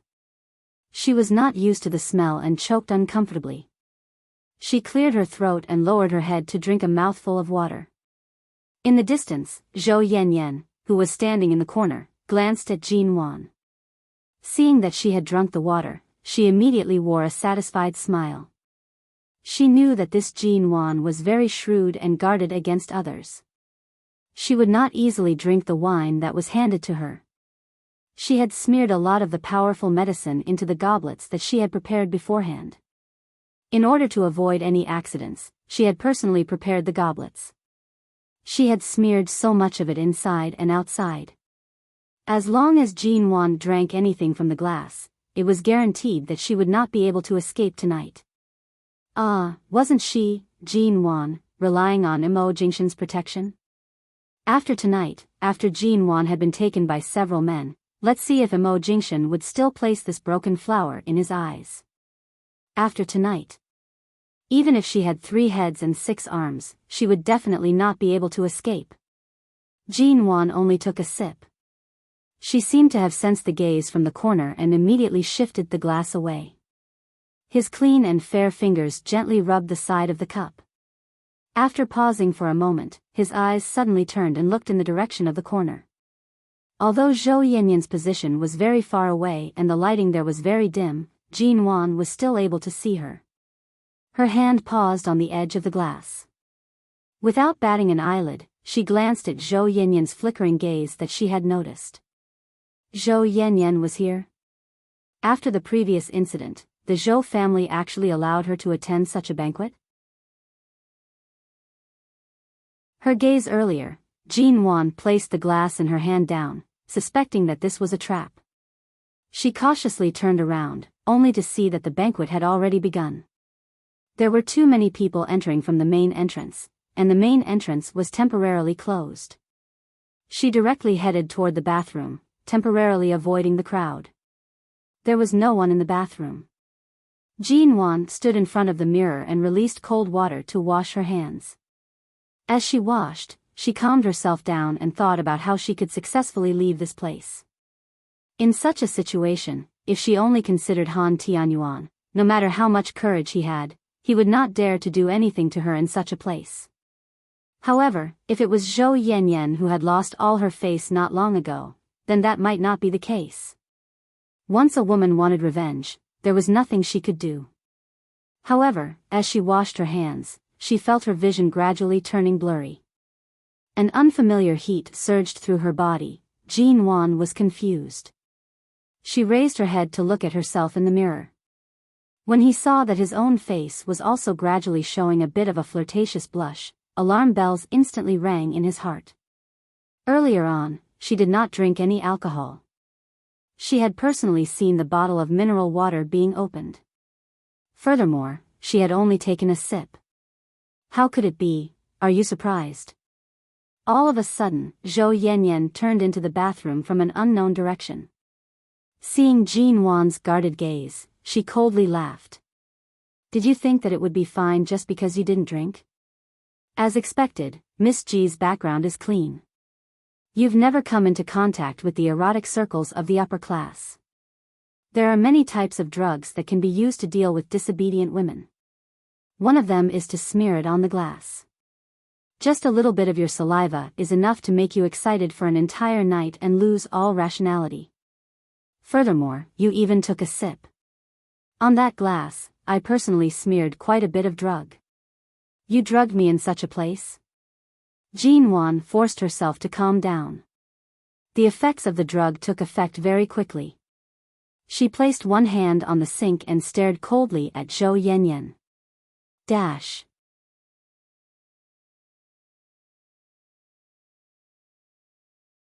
Chapter 49. Zhou Yanyan had a disdainful smile on her face. Do you think that it is so easy to ruin my reputation? You caused me to be locked up at home for so many days. Jean Wan, I want to see if tomorrow morning's news will be about the Ji family's eldest miss having an illicit affair with a group of men. It's better for you to take the blame for something as immoral as ruining my reputation. So, the medicine on the cup just now was indeed what she had guessed. Zhou Yanyan, you're really crazy. Jean Wan scolded. She tightened her grip on her bag and turned to leave. Zhou Yanyan turned around and saw that she was about to lose her balance. She smiled and walked over, directly twisting her arm. You want to leave? Do you think you can walk out today? There are many people hidden here that I have arranged. Every step you take, they will be able to see you. Jean Wan, just accept your fate. Tonight, I guarantee that you'll wish you were dead. You should moan softly when you're feeling good, or else you'll summon more men and let everyone see you perform a live erotic act. With that, she dragged Jean Wan out and dragged her into the elevator in the dimly lit corridor in front of the bathroom door. Jean Wan gritted her teeth to stay awake, but no matter what, she was unable to resist the invasion of the drug. Her eyes were in a daze, and she could not push Zhou Yanyan's hand away. Let go. Jean Wan managed to regain some consciousness. She twisted her hand and tried to pull it out. After tonight, you'll probably have to thank me. After all, I found so many strong men and fed them the same medicine as you. Just thinking about it makes my blood boil. Hearing Zhou Yanyan's words, all the hair on Jean Wan's body stood on end. She struggled even more but was abruptly pushed into the elevator by Zhou Yanyan. Her back slammed heavily against the wall of the elevator. Due to the pain, Jean Wan's mind became clear. She struggled to steady herself and raised her head to look at Zhou Yanyan's crazed and proud gaze. Zhou Yanyan, I'm warning you. Usually, when you bicker, it's just the speed of your tongue. What you're doing now is breaking the law. Ha! Can the law control me? When you enter the room, you'll be the one having sex with those men. Tomorrow morning, a group of reporters will barge in and take pictures of you. Just the fact that you gathered a crowd to sell sex is enough for the police to take you away. The surveillance cameras on the upper floors of the hotel have been tampered with. No one saw me appear here. Your confession has no legal effect at all. As Zhou Yanyan spoke, she lifted her long hair and glanced at Jean Wan proudly. Jean Wan, Hai Cheng's #1 socialite. So many men are drooling over your looks and body. Tonight, I must fulfill their wishes. The elevator stopped on the 10th floor of the hotel. Jean Wan subconsciously leaned against the back and refused to move. Zhou Yanyan directly pulled her out. Ah! All of a sudden, Zhou Yanyan cried out in pain. Before she could react, Jin Wan's nails had abruptly scratched the back of her hand. The pain caused Zhou Yanyan to instantly glare at her in anger. Jin Wan took the opportunity to turn and run to the emergency exit next to the elevator. She pushed open the door of the escalator and ran down, but her legs were weak and her body was weak. Her body was so hot that she could not run too fast. Hearing Zhou Yanyan's footsteps approaching from behind, Jin Wan ran while her hands trembled as she reached into her bag. She had to call the police. However, her movements were too fast. As she ran, she swiped her phone and was unable to enter the passcode. The footsteps behind her grew closer and closer, accompanied by Zhou Yanyan's shouts. "Do you think you can still run out today? Jin Wan. You're too naive." Jin Wan's body was already covered in a thin layer of sweat. Her lips were bleeding from her bite, and her fingers were still hurriedly tapping on the phone screen. As she ran, her fingers were unable to accurately enter the numbers. All of a sudden, her cell phone rang, and Mo Jingshan's number appeared in front of her eyes. Mo Jingshan? He's back. Seeing that it was Mo Jingshan's call, Jin Wan rushed to answer the call with her trembling fingers. Just as Zhou Yanyan's hand was about to tug on her hair, she shouted at the phone that was already connected, "Jingshan. Save me." Her long hair was abruptly pulled back by Zhou Yanyan. Her phone was also instantly slapped onto the ground. She was forcefully dragged back by Zhou Yanyan. Her back knocked against the stairs several times, causing Jin Wan's face to turn pale from the pain. "Zhou Yanyan, you lunatic. I'm from the Mo family. You dare to touch me? Are you tired of living?" Jin Wan's clothes were torn into a sorry state by Zhou Yanyan. After returning to the 10th floor, Zhou Yanyan lifted her up. Her face was filled with excitement as she looked at Jin Wan's sorry figure. She smiled and said, "It's good that Mo Jingshan found out. Such a good show, if he were to miss it, wouldn't it be a pity?" As she spoke, she directly pulled Jin Wan to a room at the end of the corridor. The position of this room was not only able to avoid the hotel's surveillance cameras, but the surveillance cameras had already been tampered with by Zhou Yanyan. Jin Wan was indeed brought here without anyone noticing. It was actually such a meticulous plan. The moment the door opened, Jin Wan endured it and did not make a sound. Zhou Yanyan shouted toward the inside, "Handsome brothers, are you all stifled? This great aunt has brought a woman for you." Finishing her words, she directly pulled Jin Wan in with force.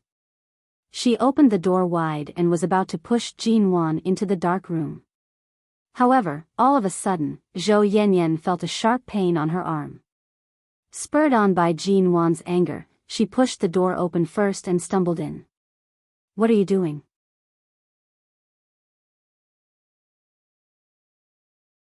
"Jin Wan, you." Jin Wan used the last of her strength to close the door. She saw that there was a key on the glass table by the door. She decisively picked up the key and locked the door from the outside. "Jin Wan. Open the door for me." Zhou Yanyan did not expect that she would be pushed into this room. She heard the sound of the people behind her approaching.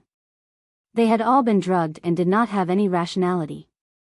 She was so frightened that she frantically slammed the door. Her hands twisted the lock with force, but no matter how hard she tried, she could not open it. "Jin Wan, open the door." "Ah, it's your own stupidity. Such a brainless plan filled with loopholes. In the end, you suffered the consequences of your own actions. You deserve it." Jin Wan coldly and indifferently looked at the tightly shut door. Very quickly, the sound of several men's heavy breathing could be heard. Zhou Yanyan's even more frightened voice could be heard as she slammed the door and screamed. "Jin Wan, quickly let me out, don't lock me in here, let me out, I was wrong. Let me go. I beg you, quickly let me out. Jin Wan. I beg you. Ah, don't come over. Don't touch me.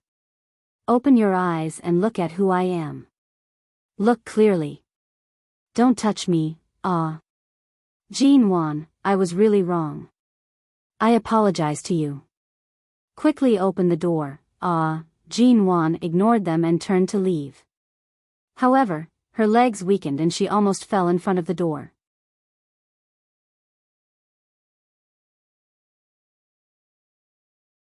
Chapter 50. She forcefully endured the raging heat in her body as countless waves of fire interweaved in her mind. She wanted to walk out, but she could no longer stand steadily. Earlier, she had used all her strength to push Zhou Yanyan in and barely protected herself. Right now, she was so weak that she had no strength left. Jean Wan raised her reddened eyes. She could not continue like this. Her phone was already broken. There was no way to call the police. She had to hurry to the first floor and think of a way to escape. From the door behind her, Zhou Yanyan's pig-like screams could be heard. The sound of her body being cruelly dragged on the floor, the muffled sound of something being knocked against, and the lustful laughter of several men. Jean Wan was unable to feel the slightest bit of sympathy for this. She expressionlessly staggered toward the elevator. People like Zhou Yanyan deserved retribution. Since the room was filled with a group of drugged men who had lost their minds, who would care if she was Zhou Yanyan or another woman? Jean Wan's lips curved coldly. She did not turn back as she entered the elevator. When the elevator reached the first floor, the banquet was still going on. Jean Wan walked in the opposite direction of the hotel lobby to the other side of the corridor, trying to find another exit. Her legs were soft, and her steps were unstable. Her vision was already blurry, and she did not know how much longer she could hold on. All of a sudden, the door of a private room at the corner of the corridor opened. Jean Wan did not expect the door behind her to suddenly open. Her vision was already blurry, and she lost control of her body and fell into the room. She was unable to maintain her consciousness. She felt as though she had been roughly thrown onto the large sofa in the private room. Two men who reeked of alcohol approached her. They asked in a rough voice, "Where did this girl come from? Why is she so beautiful? Who the F***K knows where she came from?" This old man was just about to go to the toilet when I opened the door and picked up a beautiful little beauty. Looking at her dressing, she should have come from the hotel on the other side of the corridor. Damn! Top quality. She was a rare beauty. Her face was tender and delicate, and her appearance was both charming and charming. If we F***K her, it would probably be so satisfying. Do you think she drank too much? Or did someone put something in her wine? Hurry up and lock the door. Don't let anyone in. Lock the door for what? Nonsense. F***K her. She's already so soft. If we don't F***K her, it'll be a waste. Go, go. Jean Wan heard the sound and struggled to open her eyes. All she saw were two unfamiliar faces. Both of them were filled with obscenities and various disgusting desires. Vigilance rose in her heart. She struggled for a while, but her whole body was weak. Just as she was about to try to get up, she was suddenly pulled up by one of the men. In the banquet hall, people were toasting each other. Han Tianyuan anxiously walked out of the banquet hall. Earlier, when he saw that Zhou Yanyan and Jean Wan's figures had disappeared, his palms had been sweating. Tonight, he helped Zhou Yanyan set up this trap. Did he F***King go overboard? 2 days ago, if he had not been set up by Zhou Yanyan and forced to play such a despicable game with her, he would not have taken such a huge risk to dig a hole for her. She heard that Imo Jingshan was abroad for the next few days. Hopefully, Zhou Yanyan, that woman, would be able to settle this quickly. When the media came tomorrow and captured the scene in the room, this biggest scandal among the rich and powerful would become the most effective protective talisman against Imo Jingshan. But why did his eyelids keep twitching non-stop? Han Tianyuan walked down the marble staircase in front of the hotel with a heavy heart. He was preparing to leave this place to avoid being caught. All of a sudden, a piercing light flashed before his eyes. A black ghost sped over like a cheetah in the darkness. Behind it was a black Maybach, appearing in the streets of Haicheng in the middle of the night. Mo Jingshan alighted from the car, slamming the door shut. His gaze was cold and filled with a chill. Mo Jingshan? Wasn't he not in the country? He actually returned? The moment he saw Mo Jingshan, it was as though Han Tianyuan's feet were rooted to the ground. A gust of cold wind blew past his back. He quickly avoided his gaze, pretending that he did not see anything. He raised his hand to his mouth and coughed, turning his face away as he walked to the other side. Mo Jingshan did not give him the chance to escape. He ignored Shen Mu and the rest who were quickly approaching, his gaze cold as he walked over. When he reached the marble staircase, his voice was extremely heavy and cold. Which family's dog dares to bite my people? This dog will end up with a fate worse than death. Han Tianyuan gripped his phone, but he knew that he could not act rashly at this moment. Similarly, as a member of Haicheng's upper class, he was not a simple character in this upper-class society. However, Mo Jingshan's deterrence was one that no one dared to provoke. Regardless of whether it was the Mo family or the power and wealth that Mo Jingshan had controlled for so many years, they could not be underestimated. If they were to clash head-on, they would definitely die. Han Tianyuan forced himself to calm down, smiling in a seemingly relaxed manner. CEO Mo, what do you mean by this? Mo Jingshan's black gaze had already shifted toward the interior of the hotel. His tone was as cold as frost. Hand Jin won over. Han Tianyuan's expression was one of realization. He placed one hand in his pocket and casually took a step back, maintaining a safe distance. He sneered. Your woman is missing. Why did you come looking for me in the middle of the night? Could it be that CEO Mo has also noticed that my charm is too great and your woman has been eyeing me for a long time, so you suspect that she would come looking for me in the middle of the night while you're not in the country? Mo Jingshan abruptly glanced at him. That gaze did not seem as though he was looking at a person. Instead, it seemed as though he was looking at a dead person. The author's words, the next chapter would begin collecting fees. The plot would be tight and the pace would be steady. The floor would be filled with dog food. The plot would not be long-winded or melodramatic. As always, it would not disappoint anyone. Mo Tiantan and Jin Wan were easy to raise. The entire novel would only cost 1 or 2 cups of milk tea. The bookstore's system was that once the book reached a certain number of words, the editor would arrange for it to be placed on the shelves. The fee would be 5 yuan per 1,000 words. You're tuning into the Romantic Tales YouTube channel. Don't forget to subscribe and join us on this journey to catch the most captivating stories.